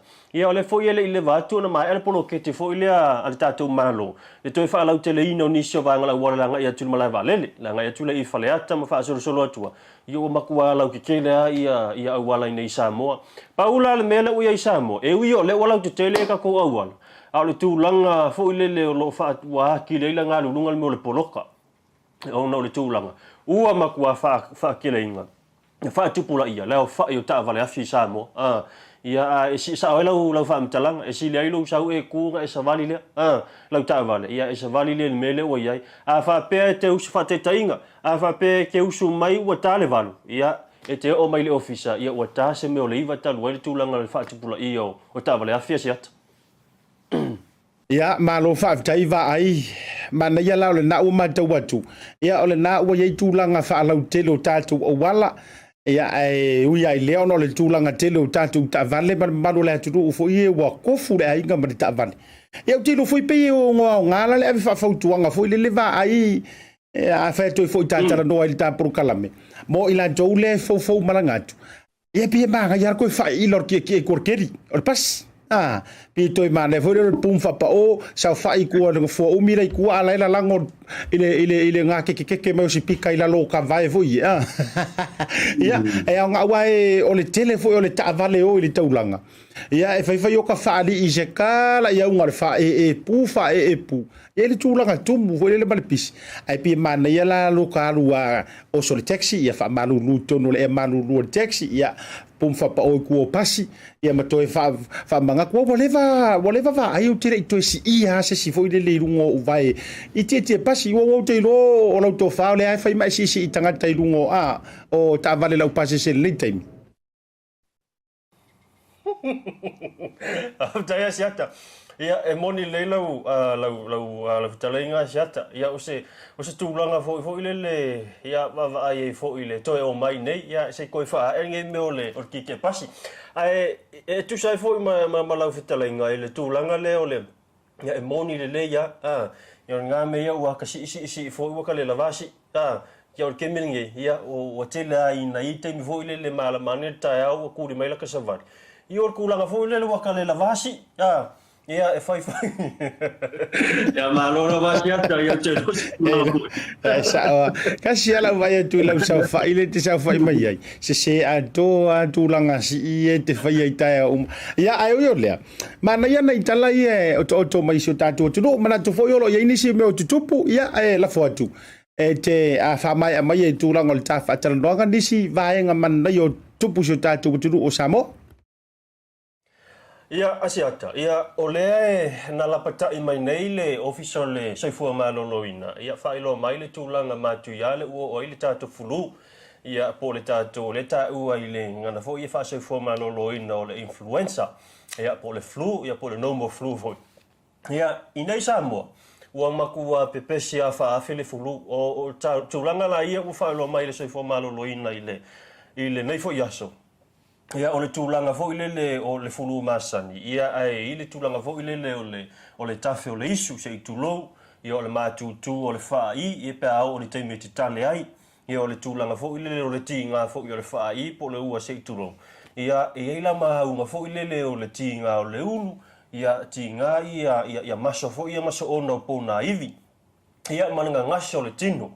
O a unga i o le fulu. Ia a o le maitau atu i le tūlanga le. Ia ima le tūlanga fesusu ia i o le kau. Ia ua maku aku o kelea i la atua le pisi le fulu. O na la o le fo ia la pata i mai le soifua maloloina. E vave tele le e pisi o le fulu. Ia ino fuanga fai tele. Ia e pe o fuanga ia falfa tele pasi. O lunga o pasi. O te tongo o tāwale la iti. Ia ma le tele la vono fuanga fai tele tono falfai ngā ruenga o a onga o e kalesia. Ia maisa la temine o le uto e tala potopotonga. Ia upo tau i foilea. Ma le fesuisu ia i mai o le kau le kua o loa le malosi Samoa. Ia ma le kulanga o le afoi, o le timunga. O le lai fautua ina e le ofisa soifua maloloina. Mo i la tau fo ia le mafatua. Ia maka mea le mafakua. Ia o le kulanga fo i le o le tale. Ia o le fautua ina ia a whapelo ki whalonga ingua makonga e ka le tasi.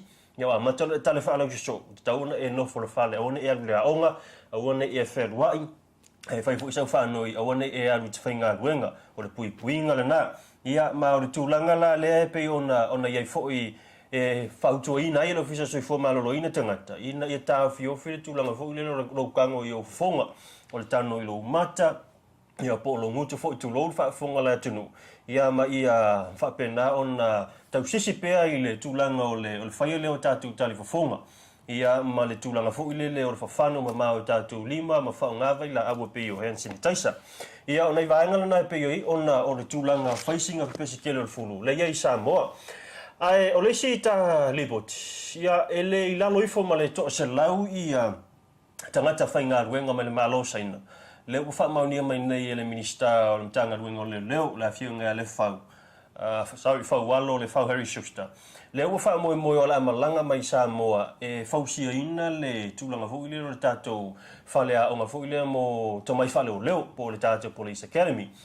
E mana tuar fo fuanga lea. Sa fo fo mai le whainga malo taruai. Ia o le ala ua mai le whainga malo fo. Ia ma o le wha au pēr whainga malo fo. Ono o le wha moe moe ina i mawhai o na lava tā pena.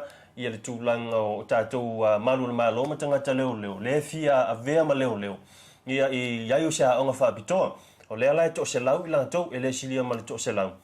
E leo la malanga mai, ona ua levo na wha mautu le fufuanga, i le se mai lavo le whainga malole nei, ua levo na wha mautu a tili, ina ua malanga mai le minista fu le vai whafo seina. E lea na whailwhelo inga ma le tātou maloa, me se le whiunga tamatai pāremia. Ia ai ona le tūlanga le COVID, ia o le ala na sa tau whaatua i te isi ai.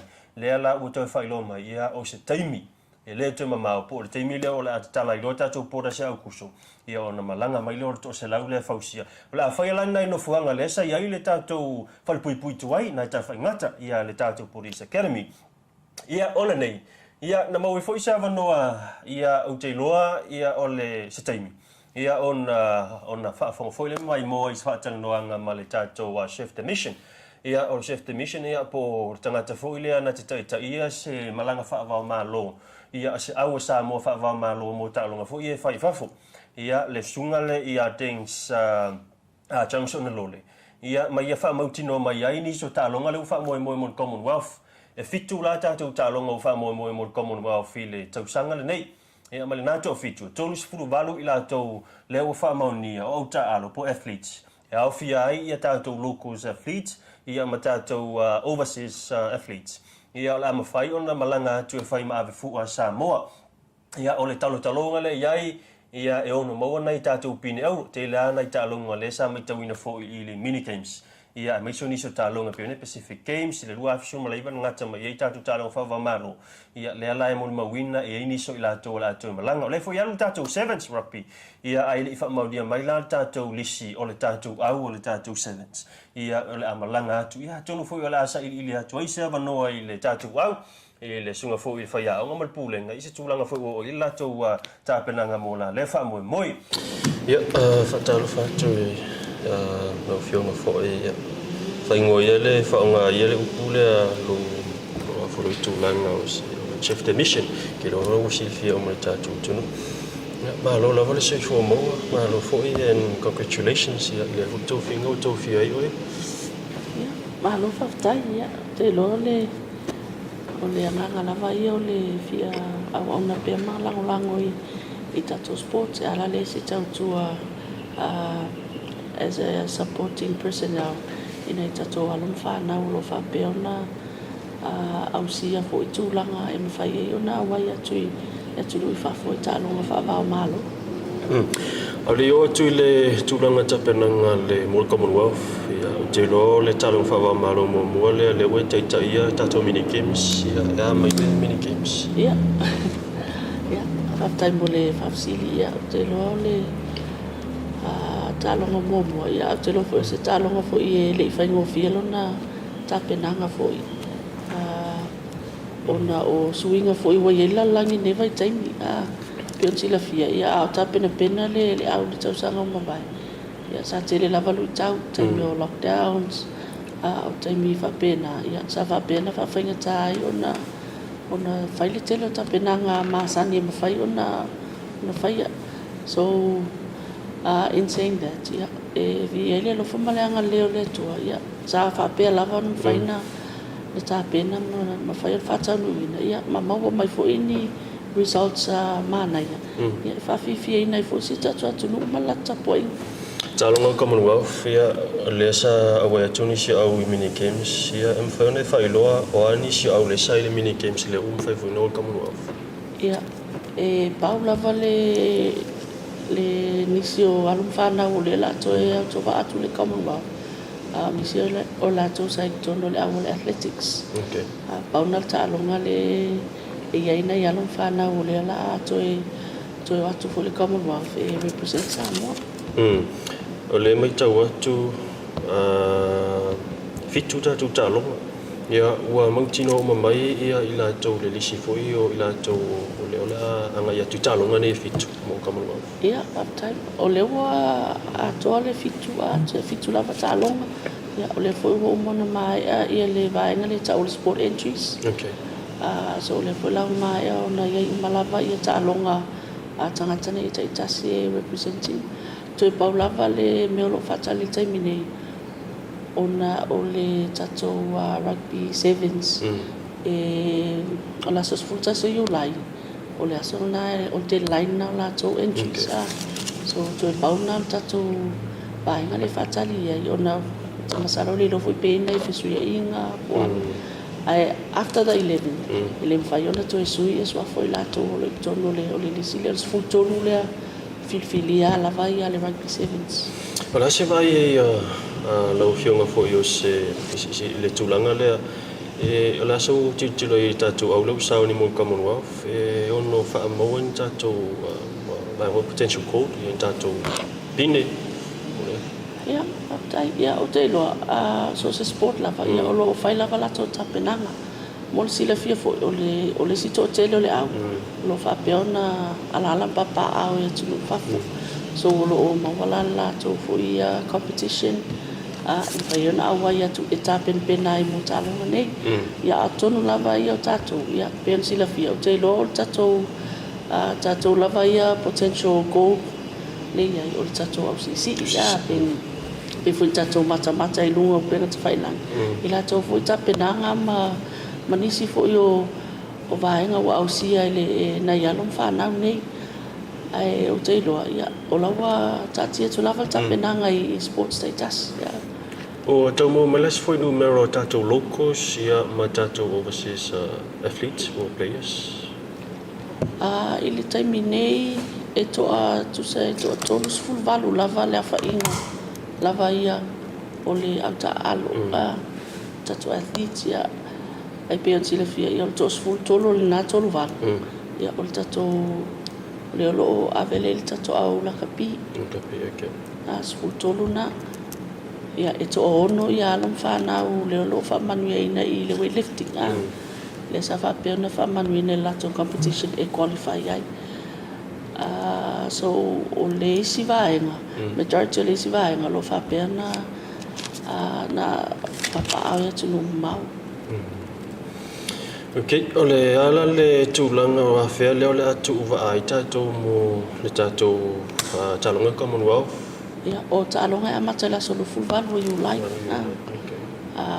ai umale so closing ceremony ole so value o kuso ole so full tasi you like le fa pe fai malanga tua ia la tone lo lo no foi nei a walta penanga mo le fa moi au fanga solo tulanga fo ka ko drug test ia o kusa o le vaenga ngale anti-doping ia it's usually random random male le lo foi la ia we foi la time ai molsila fia ia anytime between now and the time you is it really ia in fai lava ona fair ni si o sports ia ele vaenga le lo fai ai ata no foi o ia foi le vaenga mi fai na wa to ia fai testing o na le lo fa tu mula to meta o whereabouts information so that te tu umai lava po fele no foi e avatu umai ele data po fele no foi le ata alo o ata imi la to training foi la ele la to pokala ai le fai lo ina mai mato na vai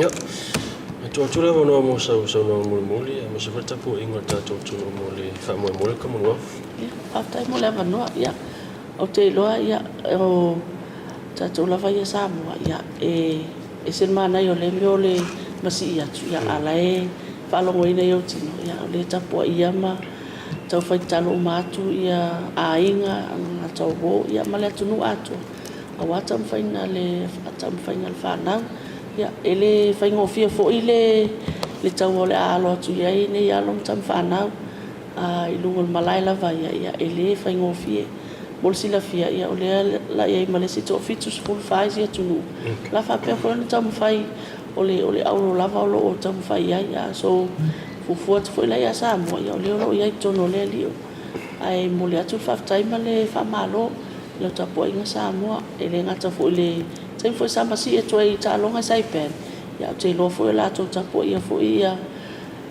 fai fa na ile te ta longa Commonwealth ai fa tai e toi fo ile malo ia fa pe fo la to sa fa pe na lango mai nei fa moi wa te lo ale la vale se le ia ele fai un fatino ina le te le vai nga ele fai fo un tato lango ona i tato alum fa na wi la to tale Tailawa.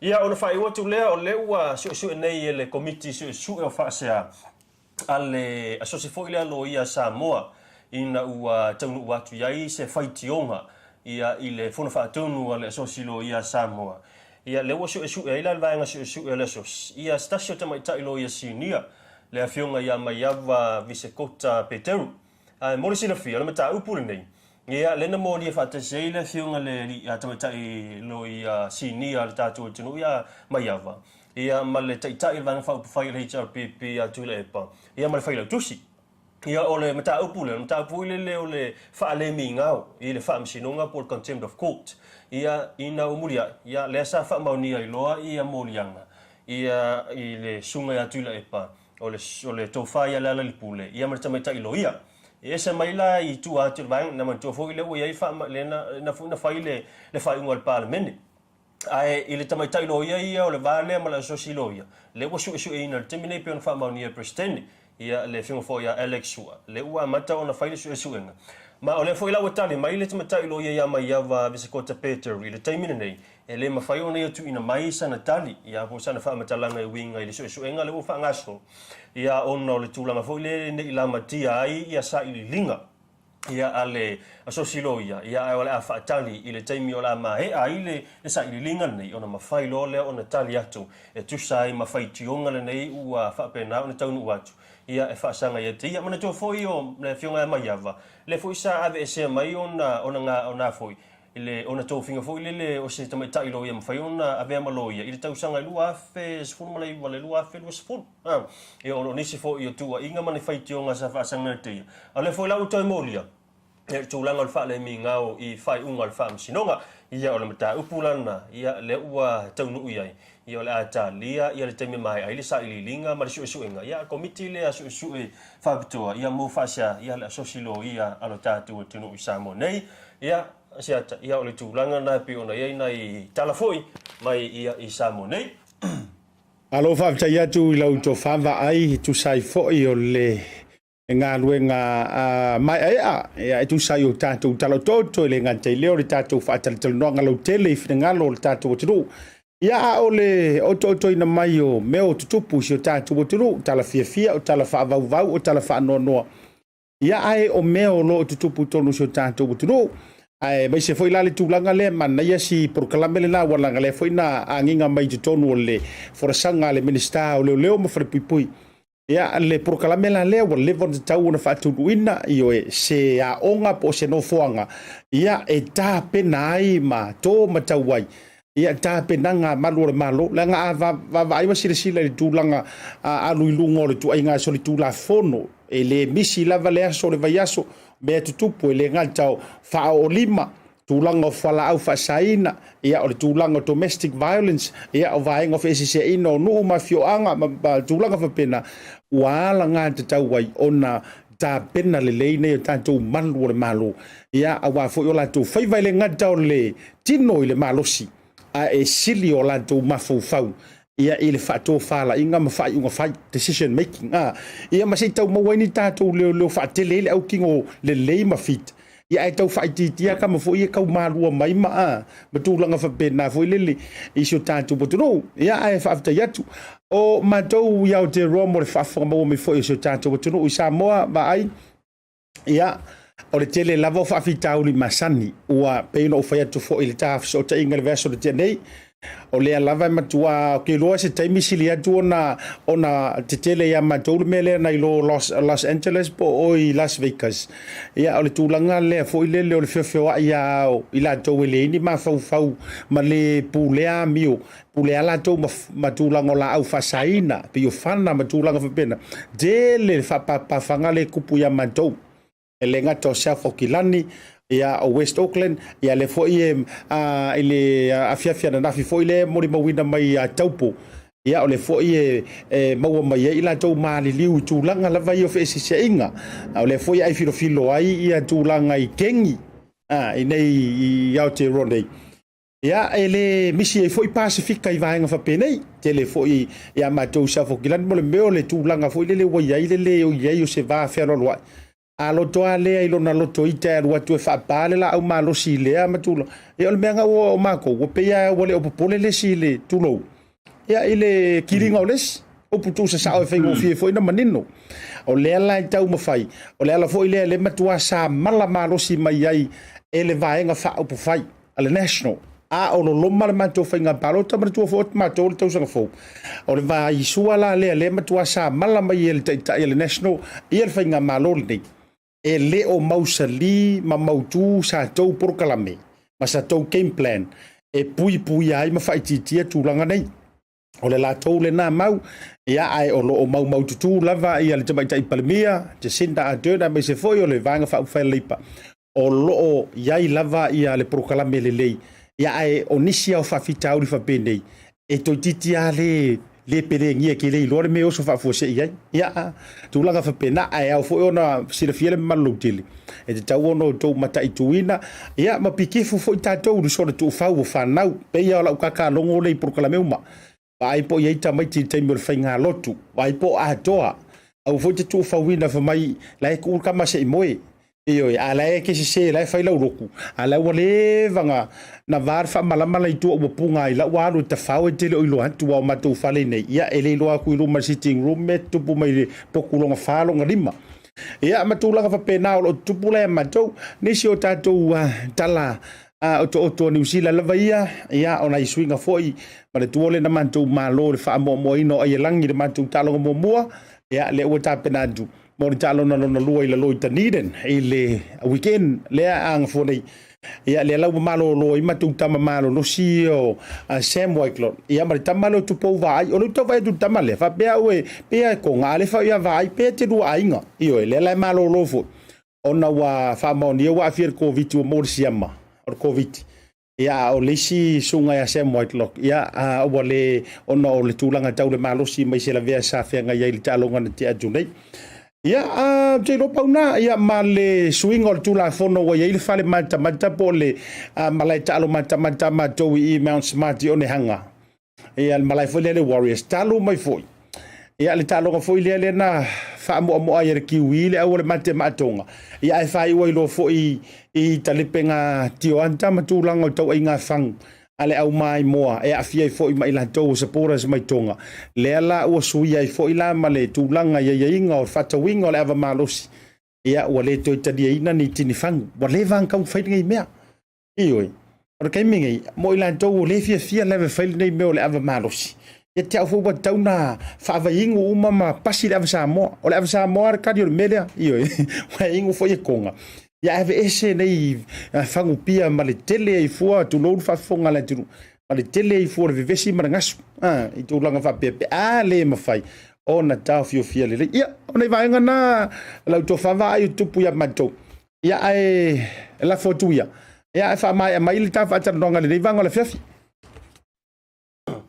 Mahalo fa aftai Asiata ia ma nei tele ia e tūlanga fo o le ua e tala noa e fo i le vaenga le o nei suinga i e tūla fono nei whalamatama. Awa le sauta ua i se li pote fo i New Zealand o le tai i se pili nae e tau mawhai ina i a tau whaofi. E tau le tūlanga fo i le no me tau whaasana launga le sponsor ino meni o ta alonga me o events.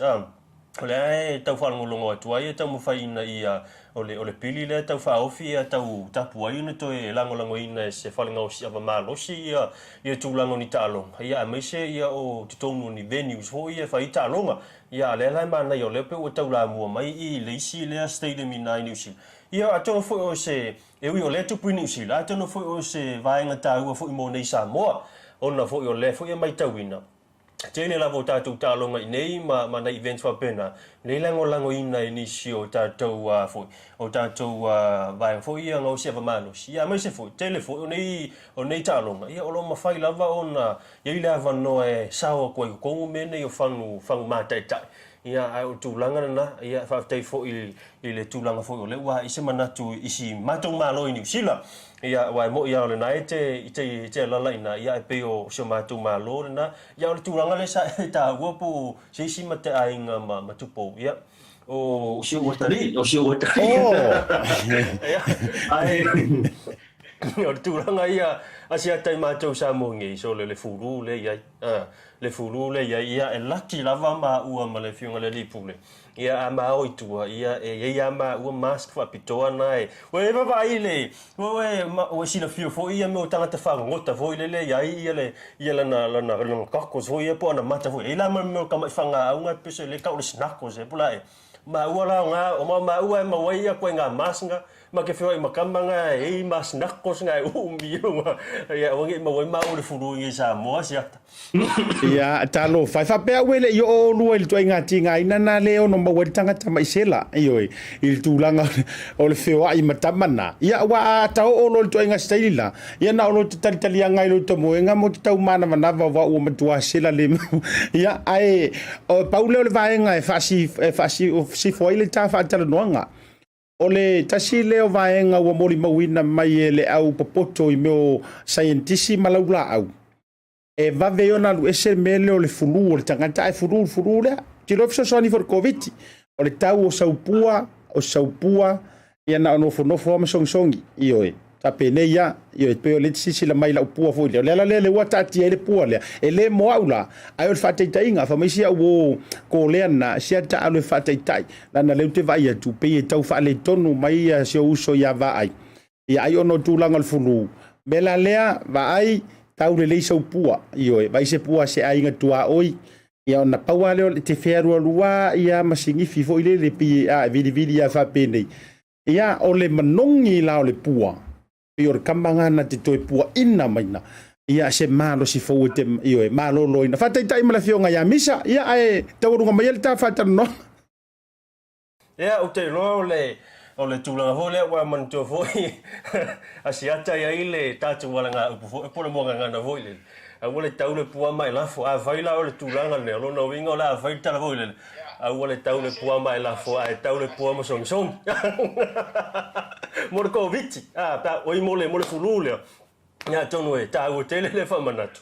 A wai sa o le nei. E le nga o le pua foi. O le moso oi. Iwa e mana tō foi o le fai ua toi tapu kala le ia le o le pololo le fua maka o a kurikaimi o hitopa. O le ia le fia tele mene o lau mai le tu lou ma meo mosoi. Iau te loa fui e pole melna te tau fui on tātou o e ma inga ko lau mosoi e sinifi se tu lou wafunga ngala tunu. Wafutai asiata mo ngai tips iau te loa le a fai ia na vaeng. Iau rongo inga o kai o fiu misa fatan. Iau o le usu mai le tama. Ia, ai whaftaitele, tātou e tālu puleo la langa leo le tua ila so tau sta update abu lei teima le fiafi alofa tele atu whasoi foina. Alo, ia, tēnā fu. Ia, whawau proklami pe a mai a tātou whasalung whapisirisi nei. The reason why I love Talofa voucher, it's easy. It's super easy, it's convenient, and you can basically order anything online for Samoa on your phone and really right here from my couch. It's that easy. You just go to www.pacific40.com and then you select from a variety of services that's available on Pacific 40. You can even select a shop that's close to your village. So if you're looking for a way to help your ainga in Samoa, this is the perfect way. Pacific 40 Talofa voucher. For you, for me, for Samoa.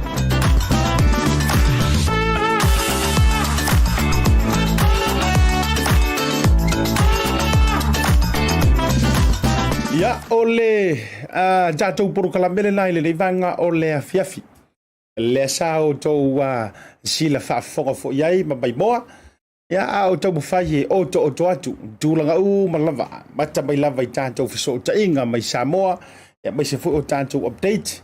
Ia le sa tau waruka mai le tō wha ai nā fura sa. Maka ukia le maka lau kama. E wheri. I whainga tātou ofisa I Samoa. Ma o le tāua lava fo I lea. E oi. O le tāua lava fo ia mai so le siti ei no le au nanga a lau BluTV. Ma le lalo le wha malunga le Bluwave.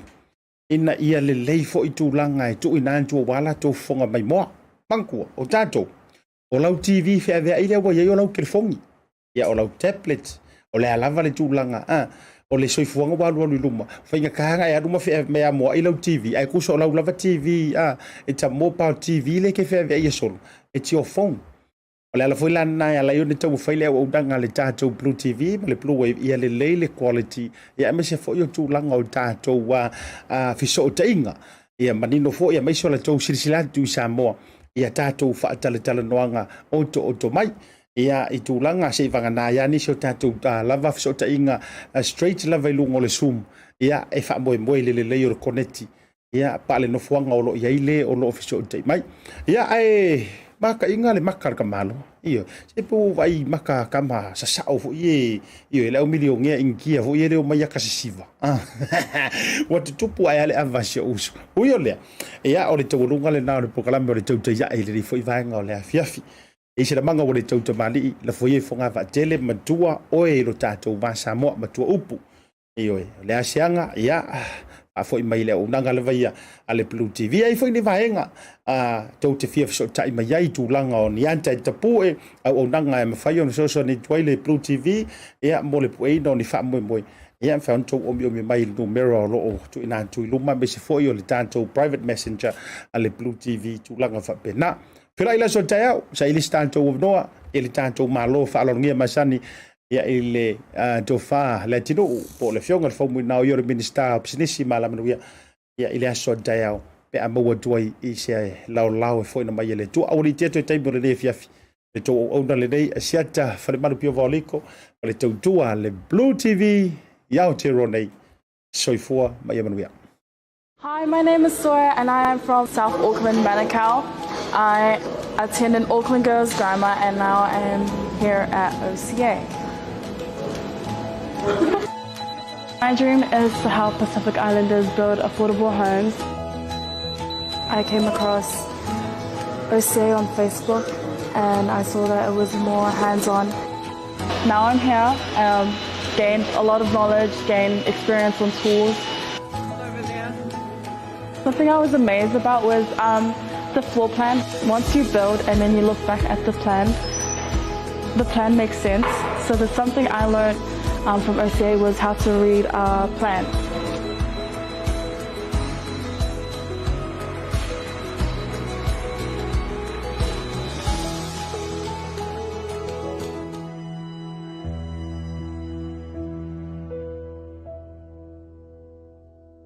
Malo lava sofol malangi mama talofa lava everyone. Welcome back to our BluTV series.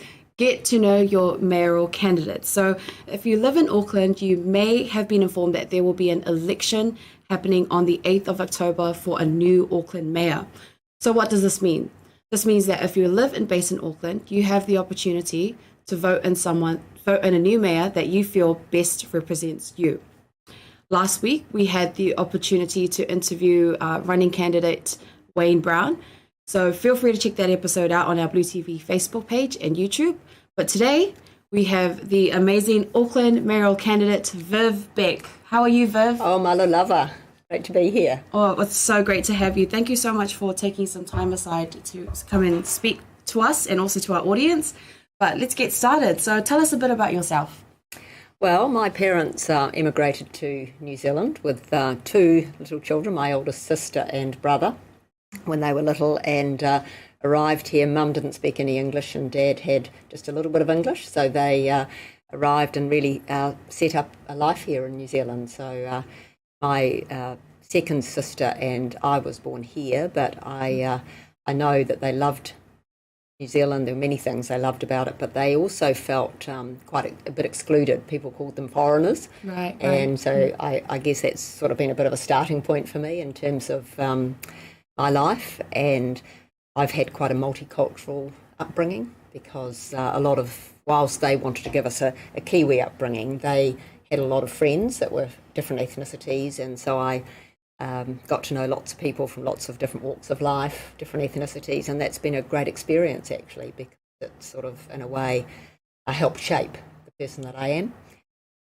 So we had, I think, as close to a Kiwi upbringing as they could give us, and worked hard to build a life for us, and that's been, that's I guess a little bit been the story of my life. I have lots of happy memories of those years, but I also remember the challenges that they faced, and that's given me a sense of wanting to have a very inclusive city.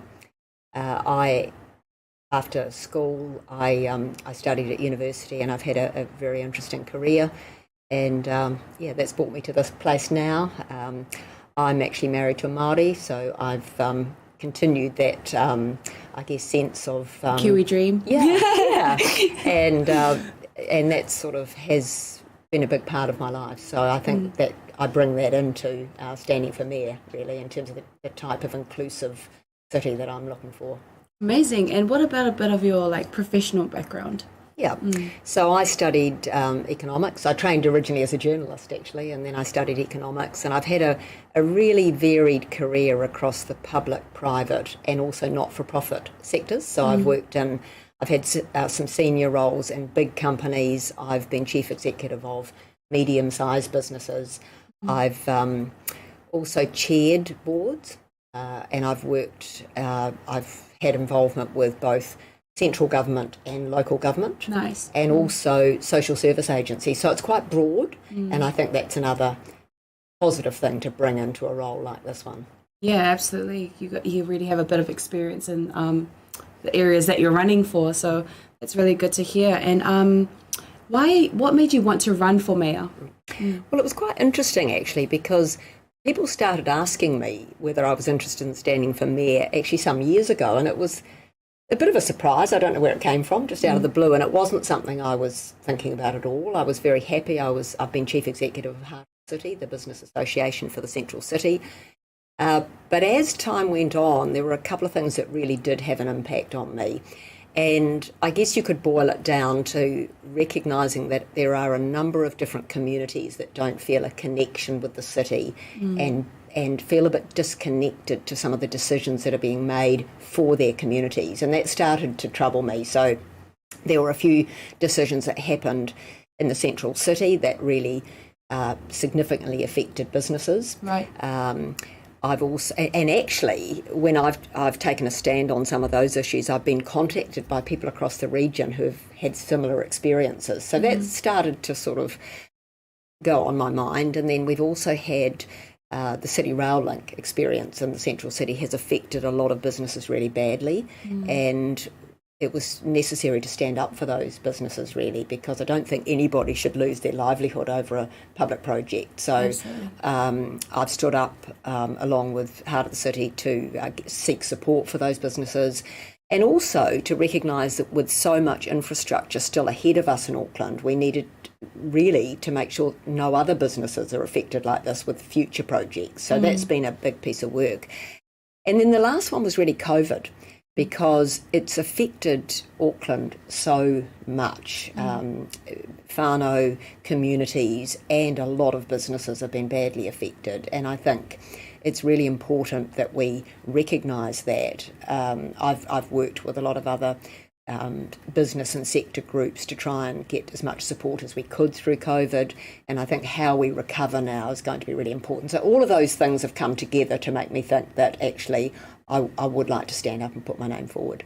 Right, so it's a lot to do with strengthening businesses, doing projects that actually work for Aucklanders and people who stay there. And you care a lot about our communities, and how they're going to build further into the future, and you want to be standing up for that. So that's great. And if you did become mayor, let's say you won your campaign, what would be the first change that you'd make? You go into office, what's the first thing what's on the top of your list? Well, there's a number of things on people's mind, but the one thing that I'm getting consistently across the region is concern about transport and congestion. And that affects people for different reasons. So for business, there are concerns, but also for access for education, access for jobs. So transport is the number one priority from my perspective. And I'm really keen to see as much accessibility opened up as quickly as possible. So there's a lot of things on my mind, but that is the number one. In fact, I look back in past elections, transport was there too. So I think we really have. I want to see more done quickly, actually more affordably. And I've, in fact, just recently announced a policy around rapid transit, which I'm hoping will unlock transport for more Aucklanders faster. Why do you think there's been so many delays? Well, some of it is that new projects come along and there's a lot of work done, a lot of talk. Some things are on and then they're off. And I think we actually need to put in place a practical, sensible plan that is going to meet the needs of as many Aucklanders as possible, as quickly as possible. Right, awesome. And so BluTV, most of our audience is from the Pacific community. So do you have any work-related things to Pacific communities or projects you worked on in the past? Yeah, there's a number of things. Through COVID, I just touched on that before, that we came together with a lot of business and sector groups because Auckland businesses were so disproportionately impacted. And I was fortunate to work with organisations like Maota and the Pacific Business Trust, and I could see that there was a lot of focus on wanting to help Māori and Pacifica businesses. And in fact, I participated in a documentary called Preserving Mana that was really about showcasing how difficult it was for these businesses, and also the knock-on impact, because a lot of them were really very entrepreneurial. They'd put their hearts and souls into their businesses, and it really COVID affected not only them but their whānau and their community. And so that's been quite a significant experience from my perspective, and I think that's something we want to continue to strengthen post-COVID, because there were some wonderful businesses that were affected, and the idea was to inspire others by showcasing some of the examples. So that was one. I think another one was, this is perhaps intended to be positive, but a more challenging social issue is we wanted to come up with a positive alternative for people who were begging. And so we had a look at what things work or don't work around the world, and we developed a sort of a work experience program. And the idea is that people can go and do a day's work experience, be paid a koha, and that's been going now for nearly 3 years. It started with a trial, and it's operating in the central city, and the benefits have been quite significant. So what it's doing is giving people who might not be work ready an opportunity to go and do a day's work, and it's a real win because they're going into work in voluntary organisations. They're learning things that actually matter to them, and it's really building self-esteem. So that's been a great program, and it's been quite a privilege to be involved with that, and that's something that I certainly hope has some potential to grow as well. Right. So that's a second area.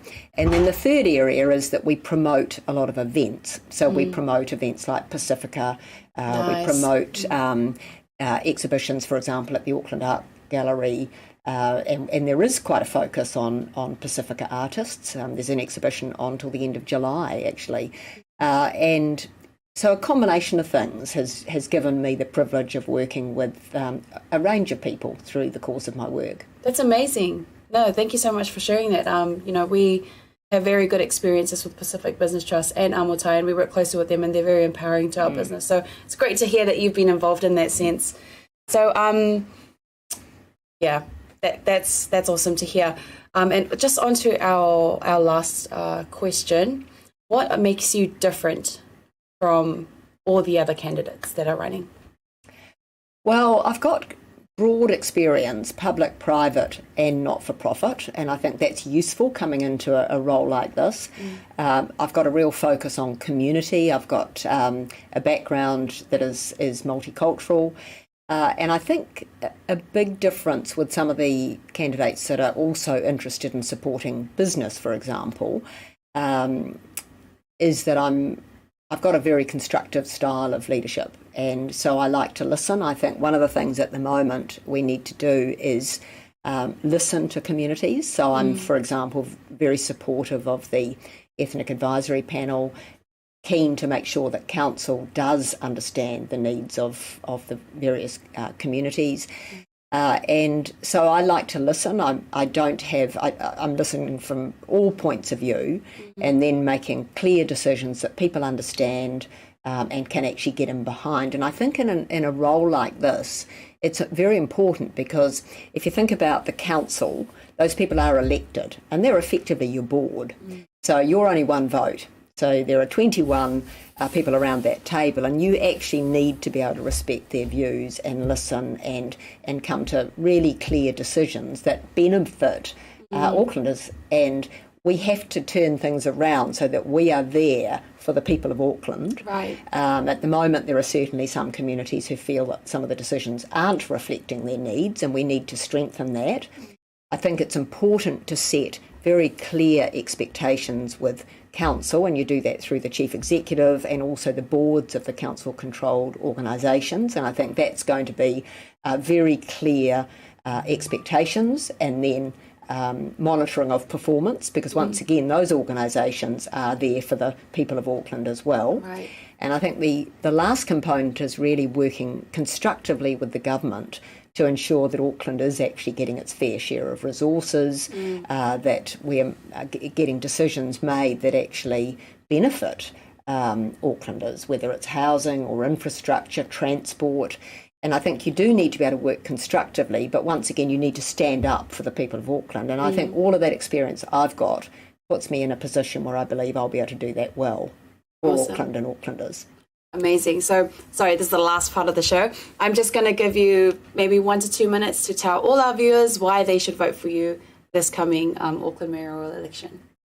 Well, I've had a multicultural background. I have a strong natural affinity with people and their needs. I've got a very collaborative, constructive work style, and I bring public, private and not-for-profit sector experience into the role. And I want to make sure that Auckland and Aucklanders' needs are top priority for council, and that we are building a city that is easy to get around, has affordable housing, is safe, and actually is the place that we all love, the people who have come to New Zealand have come here for, and that it's a place where we love living, our children love living, and their children want to stay. And that's why I'm asking for your vote in the election in October. Awesome. Thank you so much, Viv, for your time, and Bluwave and BluTV wish you all the best on your mayoral campaign. Thank you very much. Thank you.